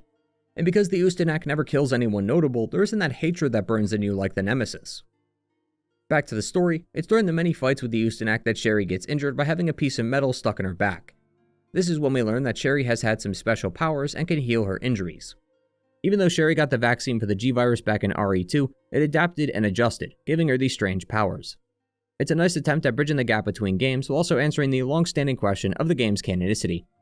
This conversation is also incredibly important because, as we know, Sherry's dad was William Birkin. These two both have histories with their fathers, a legacy shrouded in death and destruction of the entire world. Sherry has already proved that she is not her father. She is a government agent working to protect the US, not destroy it.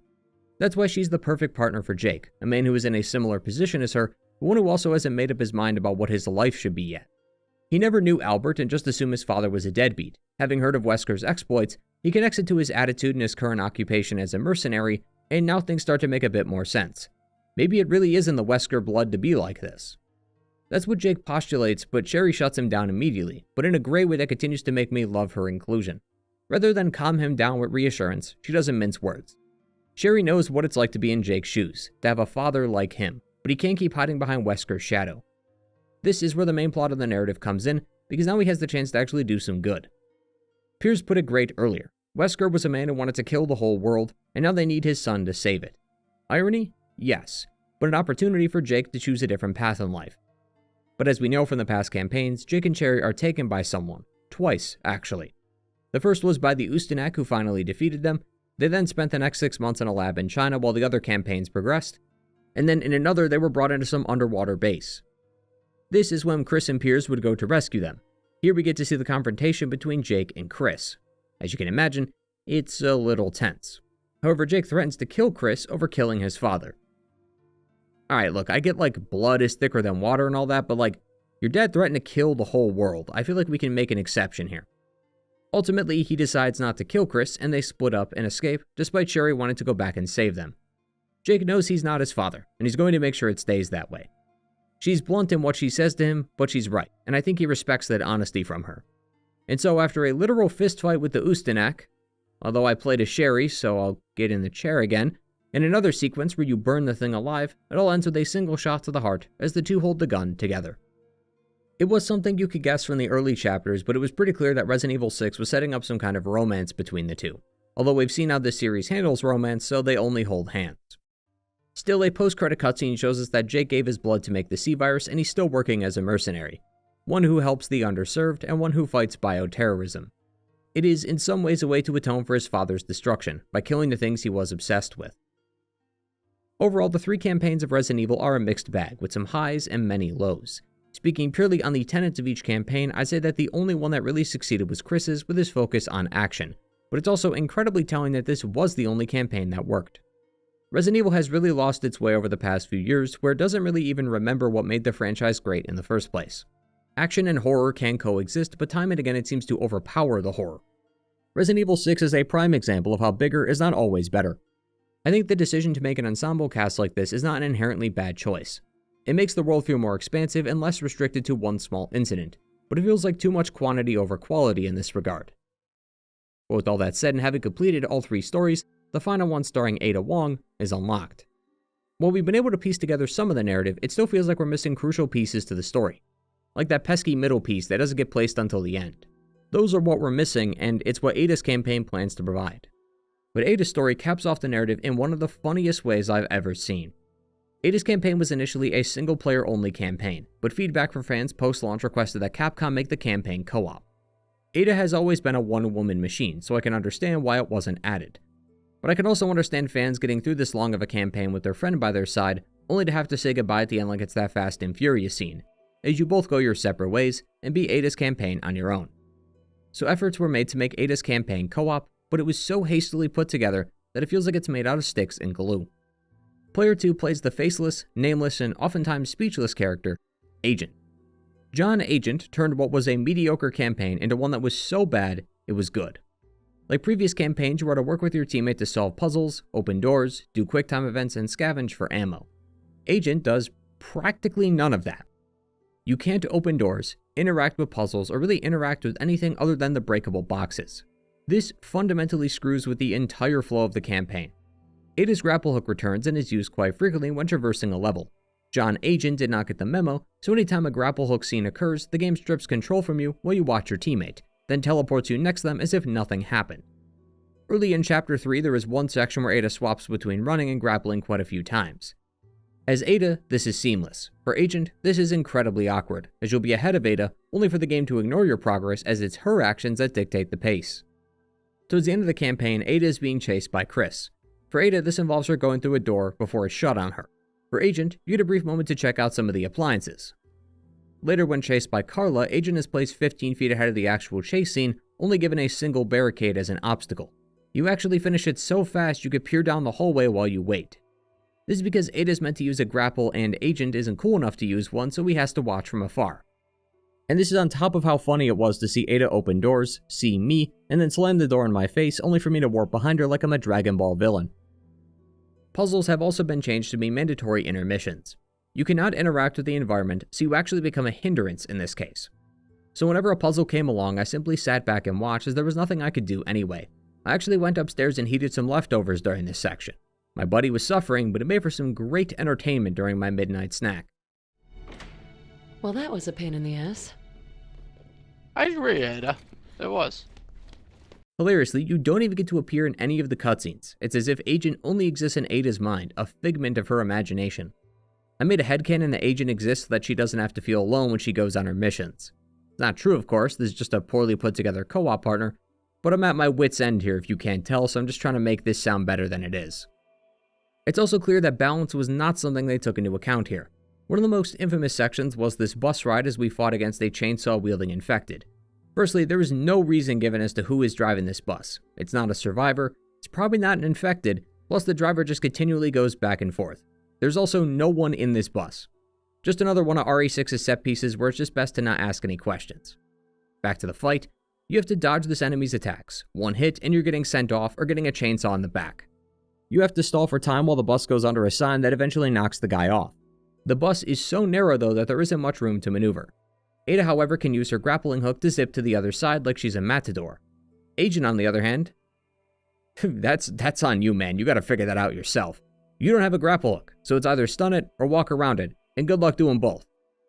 Experiencing Ada's campaign through Agent is one of the worst things you can do. It's severely unpolished and clearly not given much thought. It makes for a horrible way to experience the game, but I'd rather have this than no co-op campaign at all. And I cannot deny that after playing this game for so long, I definitely needed a laugh like this, and there was plenty of that to be had. Ada's story is no laughing matter though, given the previous campaigns have portrayed her as a villain so far. Well, upon investigating the matter, the truth is revealed. There's actually 2 Adas here. Ada, of course, would not be caught dead without wearing something that isn't red, so the real Ada is the one that Leon meets. The one who Chris meets is a woman named Carla, who was created by Simmons. But she is actually against Simmons and works for herself. She's mad at Simmons for creating her, and thus she plans to use the C-Virus to destroy the world. While Simmons will use the Lepetitia monsters to spread the C-Virus in the Tall Oaks, it's implied that Carla was the one who helped provide the BOWs to those in Eastern Europe, and is most definitely the one that started the outbreaks in China. Her biggest player in this conflict was the Chaos creature, the massive BOW that Piers and Chris took down during their campaign. But because Carla looked like Ada Wong was going to be blamed for the attack. Ada then naturally starts her pursuit in search of herself. She tracks Carla down to the boat and finds her after she fell to her death, which is what we saw in Chris's campaign. I can imagine this moment feels pretty weird for Ada. Seeing your own dead body in a sense has to feel incredibly strange. Carla, of course, isn't dead, and she actually infected herself with the C-Virus. After defeating Carla, she then heads over to where Simmons is, which we've already seen from Leon's perspective, and god damn it, I'm in the building again. Now that we're playing as Ada, we could hear a bit more of Simmons' commentary, and it's mainly about how Ada belongs to him, and how she must give in to his feelings for him and all that. It's the reason why Simmons feels so strongly about Ada, and explains why he was confessing his feelings to her during Leon's campaign. After Simmons is taken care of, she leaves the rest to Leon, while she heads to Carla's lab and destroys it, not only removing the lab equipment but all the data she had on Ada, both completing her job and gaining back her autonomy, bringing an end to Resident Evil 6. But doesn't it still feel like we're missing something? Something that really brings the whole thing together? I mean, why recreate Ada in the first place? Who the hell is Carla? Well, as I've said countless times, the story of Resident Evil is often better in the files than in-game. But I do think I need to finally clarify something given how persistent I've been with this claim. I do not have a problem with the files of Resident Evil. They're actually crucial parts of this game's story. However, more and more it seems like the files are used as a way to tell the actual story rather than the extra parts of it. We can take Resident Evil 5 as an example. Sure, we didn't know much about Excella or Irving's background, but their appearances in-game give us something. Irving was the whole reason Chris was here in Africa to begin with. In-game dialogue refers to him as a black market dealer who deals in BOWs, and we see his handiwork in the previous BOWs he unleashes. His story is still heavily weighted in favor of the files, but you can play the game and feel like you at least understand things. The same goes for the whole game, really. There's an obvious conflict and resolution, and dialogue in-game also states the villain's plans.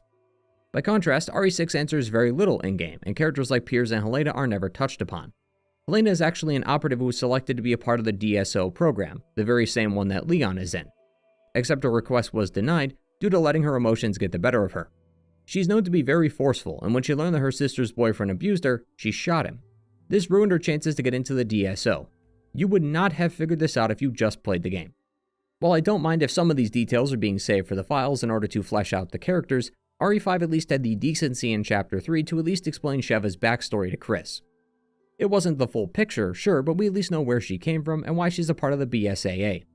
That made reading the files a lot more interesting, because the main game gave you enough intrigue to seek out that extra information, and then once read, you could connect it back to what Sheva said earlier and get the full picture. Frankly, this is all that's needed. Let the main game give the player the basics and then go in depth in the notes. RE6 doesn't even get that far. Jake Mueller has the antibodies for the C-Virus because Wesker's blood had natural immunity to all known viruses, so Jake inherited that. Wesker also let Jake be the sole provider for his chronically ill mother. That's why he became a mercenary, because they paid good money. Sherry was also looked after by Simmons after Raccoon City, but she wasn't allowed to do much, because the government, 1, wanted to test her blood after being cured by the G-Virus, and 2, because they feared that Albert Wesker would come for her because he needed the G-Virus. As she got older, she learned the true nature of the BOWs, so she became a government agent, to help those who would experience something like she did as a kid. All this info, only found in the files, could probably have been said in actual dialogue. The game also removes their presence within these levels, as you no longer find notes but emblems you have to shoot that give you a batch of files, so even the environmental storytelling is gone too.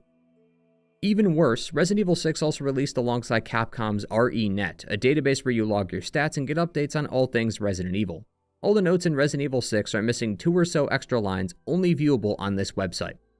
And there's some pretty interesting things written in those extra lines too, such as how Leon thought about ending his life after Raccoon City, but he couldn't because he needed to be there for Sherry, as well as how he also created the DSO, the very same organization he's a part of. Carla started the outbreak in China by offering up money for people willing to test her medicine, as she called it. During a 6-month drinking spree, Chris was also working as a bodyguard for a while, likely the one time he wasn't fighting a bioweapon, and Sheva also got in contact with Piers after hearing of Chris's disappearance and asked him if he was alright. All of this and so much more is revealed only on the website. Is it important to understand much of the story behind Resident Evil 6? No, not really, but it's nice info to have. This was the 2010s, so a lot of games are looking to expand outside these constraints. I vividly recall many games like Call of Duty and Battlefield having companion apps you could download to access your stats or customize loadouts. So it was certainly an of-its-time creation, but it's still strange looking back on. Despite this, I'm glad any of this exists at all, regardless of what form it takes. Story, be it through in-game cutscenes, dialogue, files, or some old-ass website, is still story. And to its credit, Resident Evil 6 has offered more lore than any game in the franchise so far, with a total of 80 files across the 4 campaigns to look through. But like I said before, it does feel like the files were used to tell the actual story rather than add to it. Thus why the actual story feels rather incomplete, despite going through every campaign. Due to this, Resident Evil 6 seems like it wants the player to not focus on the story, just the explosions and the combat, only using the story as a means of moving from one encounter to the next, and to provide some brief explanation as to why you're here in a different area or fighting a specific boss. In hindsight, I think the reason why this was done was because if you actually read what happened in this story, you start to realize why they may not have wanted you to learn all this. Derek Simmons is a part of a group called The Family. According to Ada, they run much of the country from the shadows. Derek at one point had come in contact with Ada, who worked with him on various missions. He was practically head over heels for her, but their relationship would crumble after Ada learned that Simmons was behind the operation to destroy Raccoon City with the missile. Derek was furious and had tried to get her back, but she's only got feelings for one guy, and she barely expresses those. So sorry, Derek, you're still sitting next to me. However, Simmons had realized that if you can't have Ada, he could just make his own. Over the course of 10 years, Simmons killed 12,235 women, all in an attempt to recreate Ada Wong. One of these people who helped him was Carla. Carla was a brilliant scientist who worked under Simmons. She earned lots of praise from him, which further increased her devotion to him. She loved Simmons, and so in an effort to get more praise from him, created the C virus, which was a combination of the G virus from RE2, which they got from Sherry Birkin's DNA, and the Veronica virus in Code Veronica. However, despite the fact that he already had someone fawning over him, Simmons never got over Ada. So he would eventually use Carla in one of his experiments, and this time, it worked. Carla was transformed into a woman who looks exactly like Ada Wong. But Simmons not only managed to copy her looks, but her mannerisms and personality. She was the Ada Wong in nearly every way, but part of the old Carla still remained in her mind, begging to be let out. Carla would then, in secret, create Neo Umbrella, where she would perfect her C virus and use it to destroy the world. She started supplying the mercenaries in Eastern Europe and then also released it in China. Simmons would then release the C virus onto Tall Oaks, claiming that it was Carla's Neo Umbrella that did it, in an effort to stop the president from leaking info on Raccoon City, and to prove that the US is powerful enough to stop bioterrorism. Since Simmons was the president's right-hand man at the time, the driver's seat was open, allowing for the family to gain even more power. Carla would then contact Ada Wong, which would get her involved in this story, although no one is sure if she did it to kill the real Ada, or if it was for Ada to kill her instead. In the end, the family that Simmons was the leader of had abandoned him when he mutated, and they killed Carla as well. Neo Umbrella's plan D was to release the Chaos creature after Carla's death, but due to Piers and Chris and the fact that it wasn't ready to hatch, Chaos was put down before it could multiply and destroy the world. So you mean to tell me I played a game for about 20 hours, just to learn that the only reason any of this happened was because a guy got rejected? I mean, what am I supposed to say about that? Rarely do I consider a game a waste of time, but this is certainly pushing it. Even then, Resident Evil had the opportunity to push this in a good direction. It could have used this as a chance to talk about bodily autonomy, or how women in Ada or Carla's situation may feel.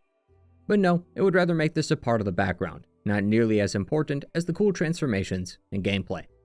I think about games like Silent Hill 3, my favorite from that series, where Heather, just a teenager, is forcefully impregnated by a cult to give birth to their god. The whole story deals with her lack of autonomy and how she fights to save herself and get her body back, so to speak. It's incredible because everyone seems keen on choosing what's best for her, while Heather rarely gets a say in what she wants. She also has to deal with some emotional moments regarding her family, and even a stalker at the hospital. It's a very feminine-driven horror game, designed around experiences most women can relate to, and that's not even getting into Silent Hill F, which is all about that. I think two things can both be true. I think Resident Evil 6's story is in large part about women's autonomy and what happens when that's stripped away from them. But due to it not being mentioned much in-game, and Simmons assuming the role as major antagonist over Carla, it implies to me that any connection here was merely coincidental. So I have to settle for the simple answer of Resident Evil 6's story being about Simmons and how he was mad he got rejected. Resident Evil 6 continues to be such a strange game to me. From its presentation to gameplay to story, I'm just amazed in a strange way. Frankly, the writing was on the wall from the very beginning. When chatting with Eurogamer in March of 2012, a few months before Resident Evil 6 would release, Capcom admitted that the survival horror market was small, and that especially in the North American market, they need to be more action-oriented.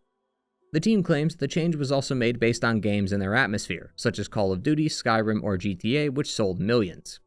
An important lesson I've learned from doing YouTube as long as I have is to stay in my lane. While it can be enticing to see the millions of views people get from doing challenge videos or speedruns, it's not my content. That's not the audience I've cultivated. Sometimes you just have to play with the cards you're given. My content is and always will be focused on video game stories. That's my niche, and in knowing that, I can build from there. It's not about looking at others and seeing what they do and then copying them exactly. It's about looking to those who are successful and seeing how you can apply this to your niche. Resident Evil has done this too. They moved away from ink ribbon save states to a checkpoint system that is more forgiving. Lowering the difficulty can bring in more gamers while not taking away from the identity of the franchise. Copying Call of Duty by practically making your levels feel like a Call of Duty level is not the way to do it, because you're sacrificing what your brand used to represent. Resident Evil can never be Call of Duty, or GTA, or Skyrim. Capcom looked further than it should have, trying to get more and more sales from new and old fans alike, without realizing what they've already achieved. It's about being humble, being grateful for your current success, and not being greedy enough to throw that away. But that's what Resident Evil did. It tried to be one of the biggest and best Resident Evil games out there, a definitive game that's filled with everything people loved about the series wrapped up in one big, long package. But to many players, it ended up just being a big waste of time, and that is such a real shame. But in a way, I can't blame Capcom for everything. They were simply following the market.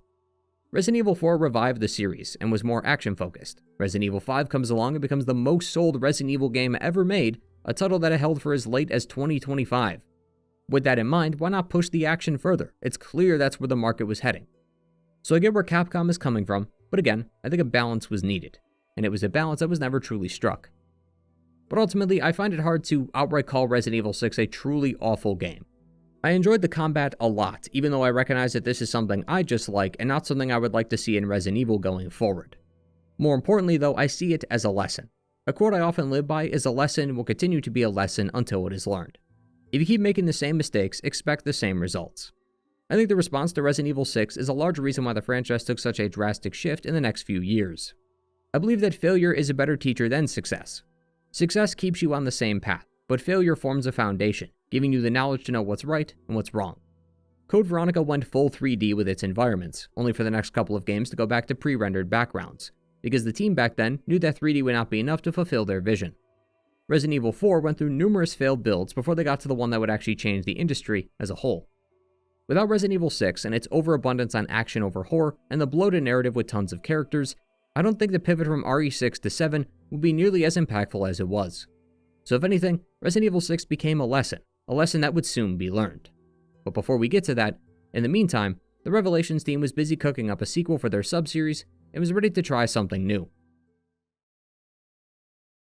Revelations 2, like the first game, is meant to serve as a tie-in, this time taking place before Resident Evil 6, although unlike Revelations 1, the connections are not as tight. It's more interested in being a game that happens to be before RE6 rather than a prelude to it. Besides that, Revelations 2 would carry over the rest of the design ethos that was present in the first game. The game would also once again be more horror-focused. Revelations 2 actually tones down the enemy counts for this entry and also carries over the first game's decision to not make the enemies drop ammo or money when killed. It even adds a crouch button, a genuine first for the series, allowing you to sneak around enemies should you choose to. The setting has also been changed to allow for a bit more breathing room. No longer are we stuck on a boat in the middle of nowhere, now we're on an island in the middle of nowhere. Much of the island is deserted save for its inhabitants who are BOWs, but the environments are very well done. I'm a sucker for a Slavic post-apocalyptic setting, games like Stalker or Metro, one where every empty room comes with a story. When brought along the previous entry, Resident Evil 6, I said the team achieved exactly what they were hoping for when it came to making a horror game. But this I expected from Revelations. Its director even said that while the main games will focus on action, Revelations will be there for the longtime fans who wanted that horrifying experience again. What I did not expect was for them to actually bring back the episodic structure. Revelations 2 has two main characters, Claire and Barry, who each have 4 episodes. Back in 2015, only 1 episode released, with the others following on a weekly basis a la Telltale Games. Revelations 1 created an episodic narrative because it felt like it had to facilitate the handheld experience. This time though, the choice was deliberate, purely stylistic if you will. The reason for doing so stemmed from a desire to build off the first game, but also create fan discussions. Like TV shows have been doing for decades, releasing episodes 1 week at a time creates discussions and theories about the current episode and how that could impact the next. I see this all the time on my Twitter feed with people talking about some new show's current episode as they await the next one. This increases the longevity of its time in the spotlight as well as the hype around it. If a show was to drop the whole season all at once, all the noteworthy moments would get lost in the noise. As they say, less is more. By letting the episode simmer and only delivering once a week, it amplifies the noise and discussion about it. This is how TV has been doing things for years, but gaming hasn't always done so. Gaming has always been about interactivity, so it makes little sense to delay a game like this. Telltale was most well known for this style, and it led to some great success for the company. Although Telltale as a company was in limbo for a while after this, so maybe that says all we need to know here. Either way, that success that Telltale had is likely what Capcom was trying to achieve with Revelations 2. Claire's story is the anchor, starting at the beginning. Barry's is 6 months after Claire's journey, but that's after her journey concludes in episode 4. So you're seeing both the start and the immediate aftermath in the same sitting, only to then see Claire then Barry's ending at the same time, despite them occurring 6 months apart. In knowing this was the direction they were going to take, the team then made sure to use this style to their advantage. Moira Burton, Barry's daughter, joins Claire in this endeavor. The two are trapped on an island and need some help. Barry comes by 6 months later only to find a little girl. The end of Barry's episode ends with this girl, Natalia, revealing that Moira is dead. As this is only the first episode, it plays into what the devs wanted, which was discussion and theory crafting. We've only seen the first episode so far, and we know there's 3 more to go, so it's possible Moira died. But how? It's a thought that sticks in the back of your mind throughout the whole game. Similarly, Barry meets the Overseer, the major antagonist of this game, but she has quite the change in appearance here. It makes you wonder how things got to this point, and if Claire and Moira had anything to do with it. I actually think the team did a wonderful job utilizing this jagged perspective, by carefully revealing certain elements about the plot at the beginning, so as to get players' minds racing throughout the rest of the episodes. Now of course, most of this mainly applies to March of 2015 when the game was actually releasing episodes on a weekly basis. Nowadays you could just play the whole thing without issue, but because the episodes used to be weekly, the story is designed to accommodate that, so the structure and the feeling is still the same. You're just not getting the week-long discussions on social media about what happened during that episode, and then what could happen next week. Everything else, though, still applies. Claire's campaign begins with an ad for an anti-bioterrorism company called TerraSave. It was initially featured in Resident Evil Degeneration, Death Island, and Infinite Darkness, 3 of the animated showings, and Claire was already a part of them back then. So while others joined the DSO or BSAA, Claire has been here with TerraSave. Unlike the other organizations we've seen, TerraSave is more a civilian outfit. They help those who have been affected by bioterrorism by providing aid and supplies to those in need. I can't tell if this ad is meant to be satirical though, because it gives off the impression that they're playing this up for the public. Their ending tagline literally says, because terror doesn't have to end with wrist. Like, terrorist as opposed to TerraSave. That's incredibly funny, and it makes me feel like they made this ad to satirize a company like this, but they play a completely straight face from here on out. Also, TerraSave as an organization gets very little mention outside the opening, which is a real shame. Afterwards, we get to see Claire talking to Barry's daughter Moira, who's recently joined TerraSave. Danger strikes at TerraSave when armed men break into the facility and take everyone away. Next, we see them there in a cell deep in a detention facility that also happens to be on an island in the middle of nowhere. This introduces us to the main setting and the new virus. But before we get to that, we have to unlock Moira's cell. From here on, it's the 2 of them against the world. Co-op was becoming a standard feature in Resident Evil. Revelations didn't have any besides its arcade mode, so Revelations 2 was built with co-op in mind, although it's only split screen, so make sure to keep a seat on the couch empty. In co-op, player 2 would play as Moira or Natalia when we get to Barry's campaign. In solo, you're able to switch them on the fly a la Resident Evil 0. However, unlike 0, where both characters were roughly the same, Revelations 2 split some of the responsibilities. Moira cannot use weapons due to her backstory. When she was a kid, she and her sister Polly were playing around with Barry's guns. He forgot to lock them up and Moira shot her sister with one. Polly lived, but Barry was furious. It caused a rift between the two as their relationship soured further when she got older. So because Moira won't use guns because of the fear that came from almost killing her sister, it's on Claire to do so. To assist, Moira jokes how she'll be on flashlight duty. Unfortunately, she wasn't kidding. While she gets a crowbar as a melee weapon, most of her job is to shine the light for Claire, which can blind enemies after enough time. In solo, this is almost pointless, because you could still stun enemies with guns like previous games. In co-op, this could prove useful, but then you also have to come to terms with the fact that you'll be doing this for the whole game. While this is a much more mechanics-driven discussion, it harkens back to a conversation we had in Resident Evil 0 and 4.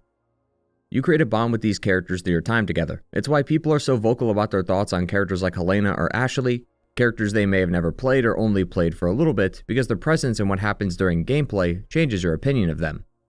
This is the same for Revelations 2, and this bond, whether fractured or not, is going to shape how you view the characters and the story these characters are involved in. As such, I started to care very little for Moira. She didn't provide much use to me mechanically, so she sort of drifted from my mind until she appeared in the cutscenes, and this isn't even getting to her personality. Moira is one of those people that swears like a sailor. She's an awkward reflection in the mirror back to a time when many of us were kids. At least for me, I knew many kids whose parents didn't let them swear. Hell, I was the same way. So when the parents were gone, they swore up a storm. It didn't even matter if it was coherent. Just throw in as many swears as you can because swearing felt rebellious and cool as a kid. Moira is the same, except she never grew out of that phase. She swears up and down almost every other line, even when it doesn't make sense, and always has rude things to say about people, especially Barry. No one could say this is due to her relationship with Barry and her upbringing. Moira's outfit, haircut, and personality are all very stereotypical, giving off the feeling of a rebellious teenager. So much of this likely stems from her desire to be different, not be like her father and be her own person, although this would further create a rift between them. But that's where Claire comes in. See, Capcom realized that if you're going to have a naive youngster in the cast, you have to be paired up with Claire. She did it with Sherry and Steve, and now Moira. Claire's motherly nature helps create a contrast between Moira's thoughts on Barry versus Claire. I mean, the first thing we see is Moira hug Claire, followed by her cursing out Barry. It clearly displays how she feels about them. For Moira, this journey then becomes a coming-of-age story, where she becomes hardened by her experiences, but also learns to appreciate Barry more. For Claire, actually, I'm not really sure what to say about Claire. She's very much like some of the others in this cast, where it's all about fighting bioterrorism and going home. Much of her character arc is just being the motherly guardian to Moira. Very little develops with her specifically, even TerraSave. Even when Natalia comes into the picture, they don't even let Claire take over again, as it's Moira who becomes her guardian instead. It really did feel at times as though this story was Moira's and that Claire was simply tagging along, making her inclusion feel like a missed opportunity. Back to the story at hand, keeping in line with the themes of fear and horror, each person has also been hooked up with a bracelet. It both lets the Overseer track where they are and even talk to them, but more than that, its real purpose is to monitor a person's fear level. The color of the bracelet determines the amount of non-epinephrine in the subject's body. This is a chemical known to increase alertness and blood circulation when in fight or flight scenarios. Too much and the bracelet changes color, eventually leading to a mutation. This provides an interesting dilemma, as unlike other infections which react almost immediately or are the result of a single bite, as long as you can stay calm, you can overcome the virus. It creates an almost Saw-like approach to its environment where everything kind of feels like a game. It actually makes the maze-like environments of previous games make more sense. Lots of Resident Evil is about searching for a key item to unlock a door, but that usually requires another key or item that will also require another key, and so on. This familiar process is given a proper place in the story as it's all a part of the plan.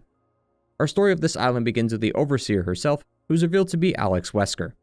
We last talked about her in Resident Evil 5's Lost in Nightmares DLC. In fact, that DLC basically spells out the entire setup.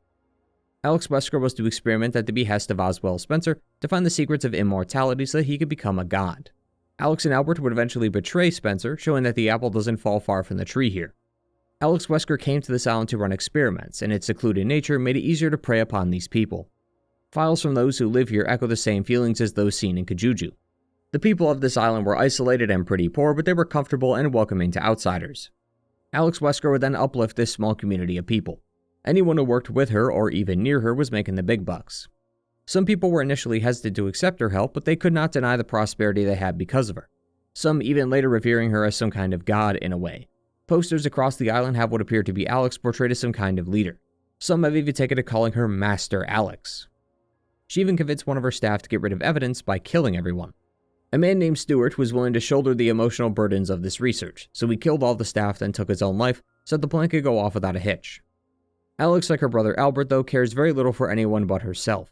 With those of the island and the many she brought with her, she was able to conduct her research on the T-Phobos virus. As we recall from Lost in Nightmare, she bottlenecked the process, as she was going through more test subjects than Spencer could provide. We can find plenty of that evidence throughout the island, with corpses being seen everywhere. Notes from the prisoners are mainly written in Russian, implying that many of the dead here were native and not brought here from somewhere else. Many of them are basically writing what would be their final words, asking for help, crying out to their parents, or documenting the horrible things they've seen. Some notes explain how the virus seems to drive men mad but make women suffer horribly, although it's unclear why. One of the men had his brother taken, who would later have his arm and leg cut off. His brother asked for it all to be over and for it to end, but if he died, the author of this note would be next. As per usual, while the focus was on their test subjects, some people may have found this island by pure chance. One traveler came here on a helicopter but was promptly taken in and experimented on. Defenses were also set up to keep people from leaving. Guards were stationed near every exit in order to shoot anyone who escaped, and various traps were designed to keep them away. All of this was a way to achieve her own personal goal of immortality. Like Albert, it was not enough to live life, she wanted to transcend it. She believed that she had earned the right to become a god and was destined to be something greater. Alex Wesker also really got into Franz Kafka, another attempt at the Revelations games trying to connect to a famous author or book. She was particularly fond of the Metamorphosis. The story is about a man named Gregor who turns into a bug unexpectedly. He was of use to his family as he was the breadwinner, but now having been turned into a bug, the rest of the family had to get jobs. Eventually his presence becomes too much to bear, with the family getting more angry as the days went on, so Gregor retreated to his room to die. Upon discovering his body, his family was happy, as they all moved away to another apartment in the countryside. Alex sees herself as someone bred for a purpose, the same purpose Spencer gave all the Wesker children. Once her purpose was complete, she would have been cast aside like old Gregor. That's why she refuses to die in solitude like she was destined to be. So all of her time has been spent trying to create a way to achieve immortality. She eventually landed on a method that would allow her to transfer her mind to another being.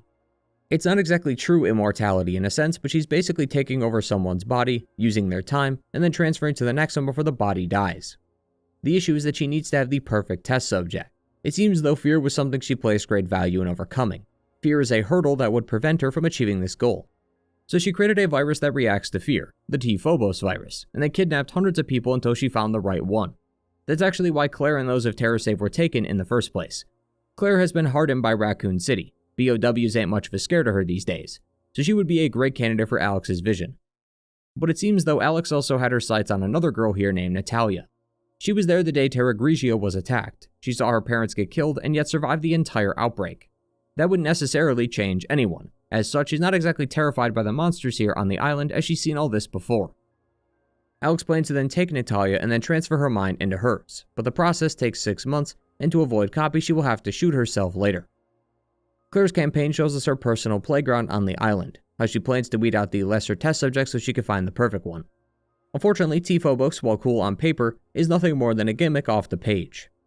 Narratively, this only affects 2 people, Gabe and Pedro, who are taken over by their fear and turn into monsters. Mechanically, the bracelet is even less involved. Nothing in the game changes the color of Claire or Moira's bracelet. It turns orange early on in the first episode and then stays that way the entire time. It's kind of strange because loads of games have demonstrated its usage as a mechanic. Games like Amnesia or Call of Cthulhu have mental states that when lowered, made the game tougher in a variety of ways.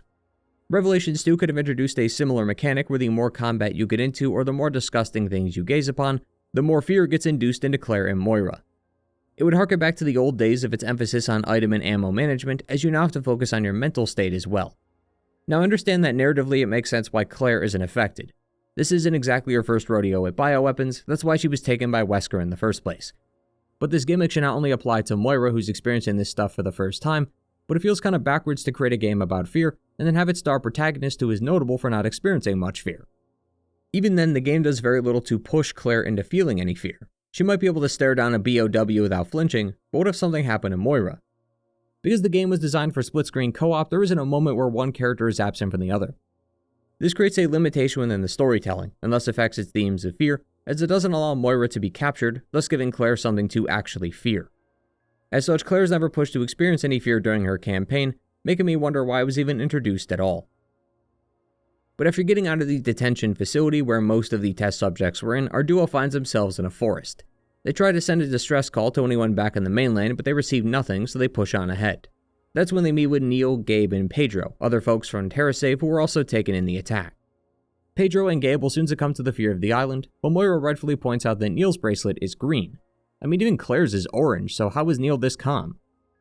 Well, it's learned that he was working with Wesker, and was the reason that attack happened at TerraSave in the first place. Neil believes in the vision of Lansdale, the bad guy from Revelations 1. If you recall, he wanted to establish a greater power over the world by using bioterrorist threats as a way to convince the people of the dangers of bioweapons and why people like him in the FBC are needed. Neil felt the same exact way. He wanted to see Lansdale's vision through, even if it meant working with the enemy. As expected though, Neil was betrayed by Alex when he was no longer useful, but he was infected with the Ouroboros virus. Neil was to get a sample of Ouroboros as part of their deal, probably said he could take it back to TerraSave for analysis, but Alex had better plans. When Claire finds him later, he's already infected. This fight is where Moira finally comes back into play. As I said, this story feels more like Moira's than it does Claire's, and part of why I feel that way is this fight. When Neil grabs Claire, she loses her gun. You're given the choice of either killing Neil as Moira or Claire. Choosing Claire leads to the bad ending. To get the real ending, you have to switch over to Moira as flashbacks of that night with Polly ring throughout her head.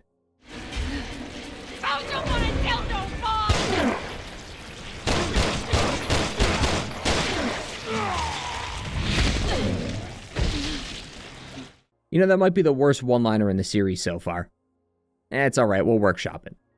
Despite that, Moira was able to overcome her fear of guns and help Claire when she needed it. It's a wonderful little moment that ties into the themes of the game, but also highlights a glaring issue with it. I like that the virus was used as a way to not only trap them in fear, but also force them to overcome it, while Moira is the only one who actually overcomes her fear. No one else in this game even has the opportunity to do so. Still, it's a nice resolution to her character arc, and one that takes immediate effect following this.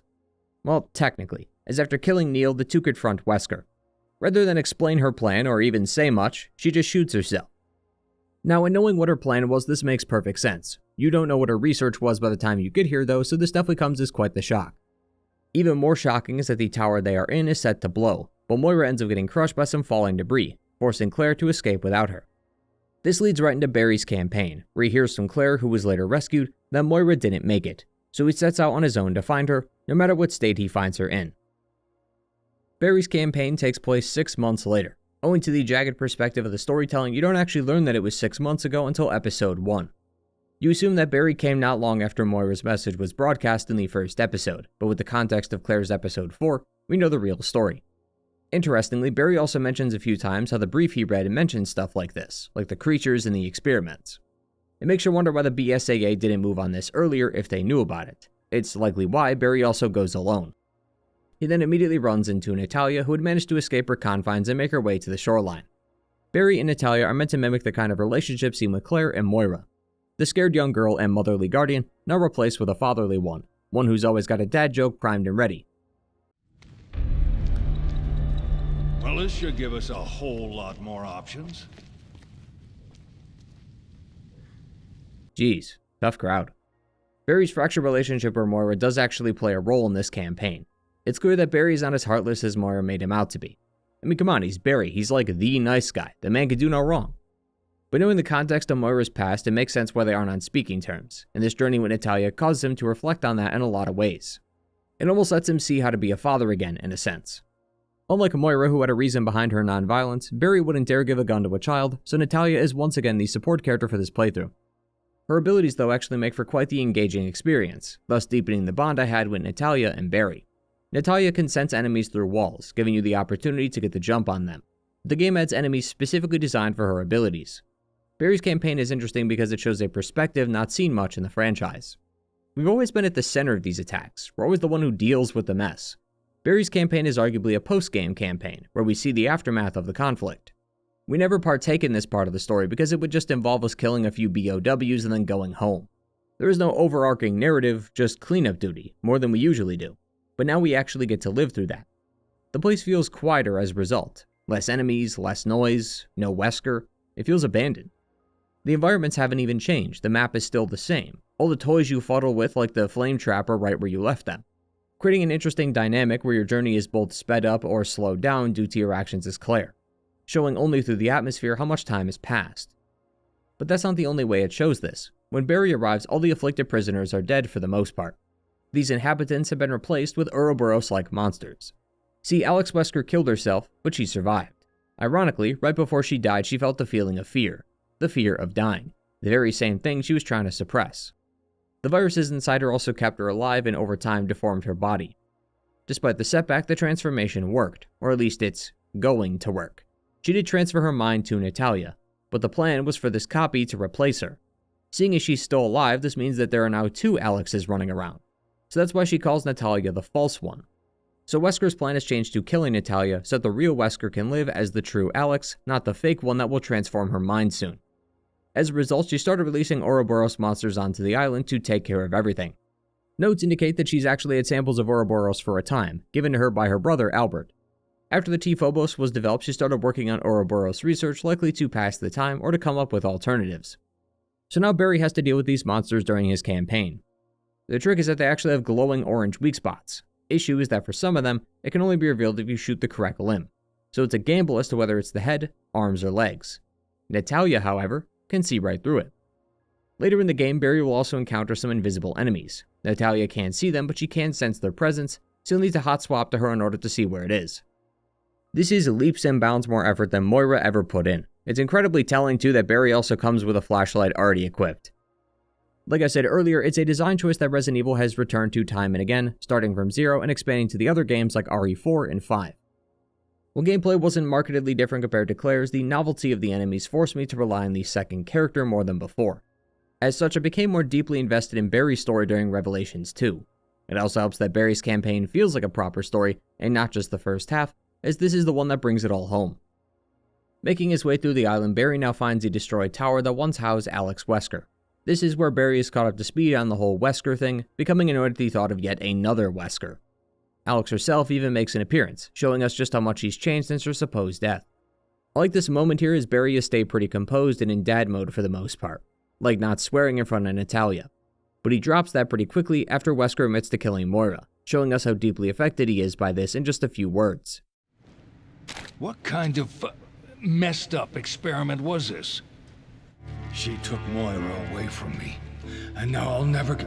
And all for what? I'm sorry. Despite fleeing though, it was only a matter of time before they were caught by Wesker again. But with her hands around Natalia's neck, I believe she saw herself through Natalia's eyes and got scared. Alex mentions in a note of hers that she looks hideous thanks to her transformations. So she's not only developed a fear of dying, but now even a fear of herself.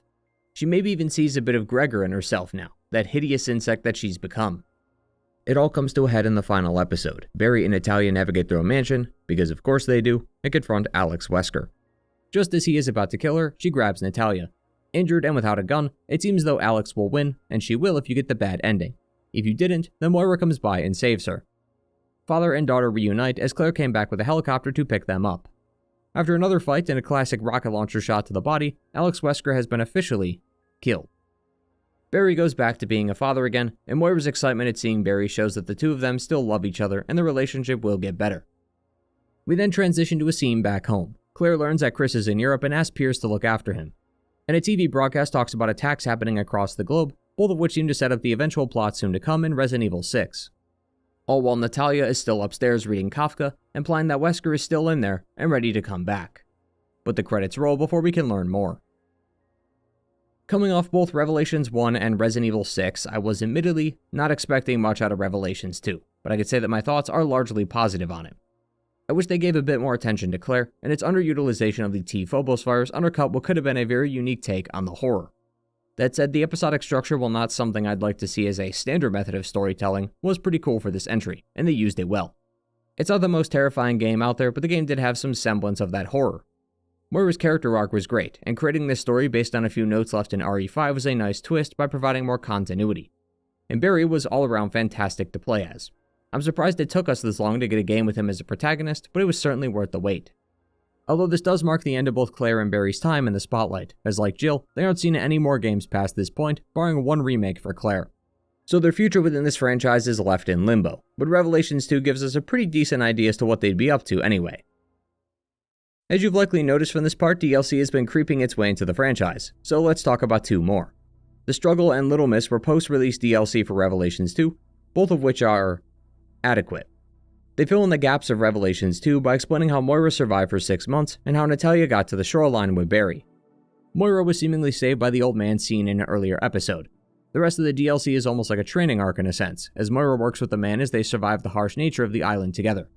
The rest of the DLC is then spent trying to survive.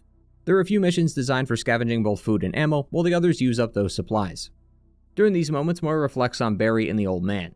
The old man is naturally quite stubborn, only willing to take her in as long as she pulls her weight. As for Barry, there are a few times where Moira talks about him, such as when she had a dream that he was on his deathbed. It was enough for her to cry, so it's clear that she still loved him, even if she's always mad at him.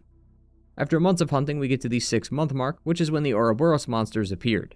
This is yet another scavenging mission, but during this time they found a document of the islanders who were taken for the experiments, and the man's daughter Irina was on the list.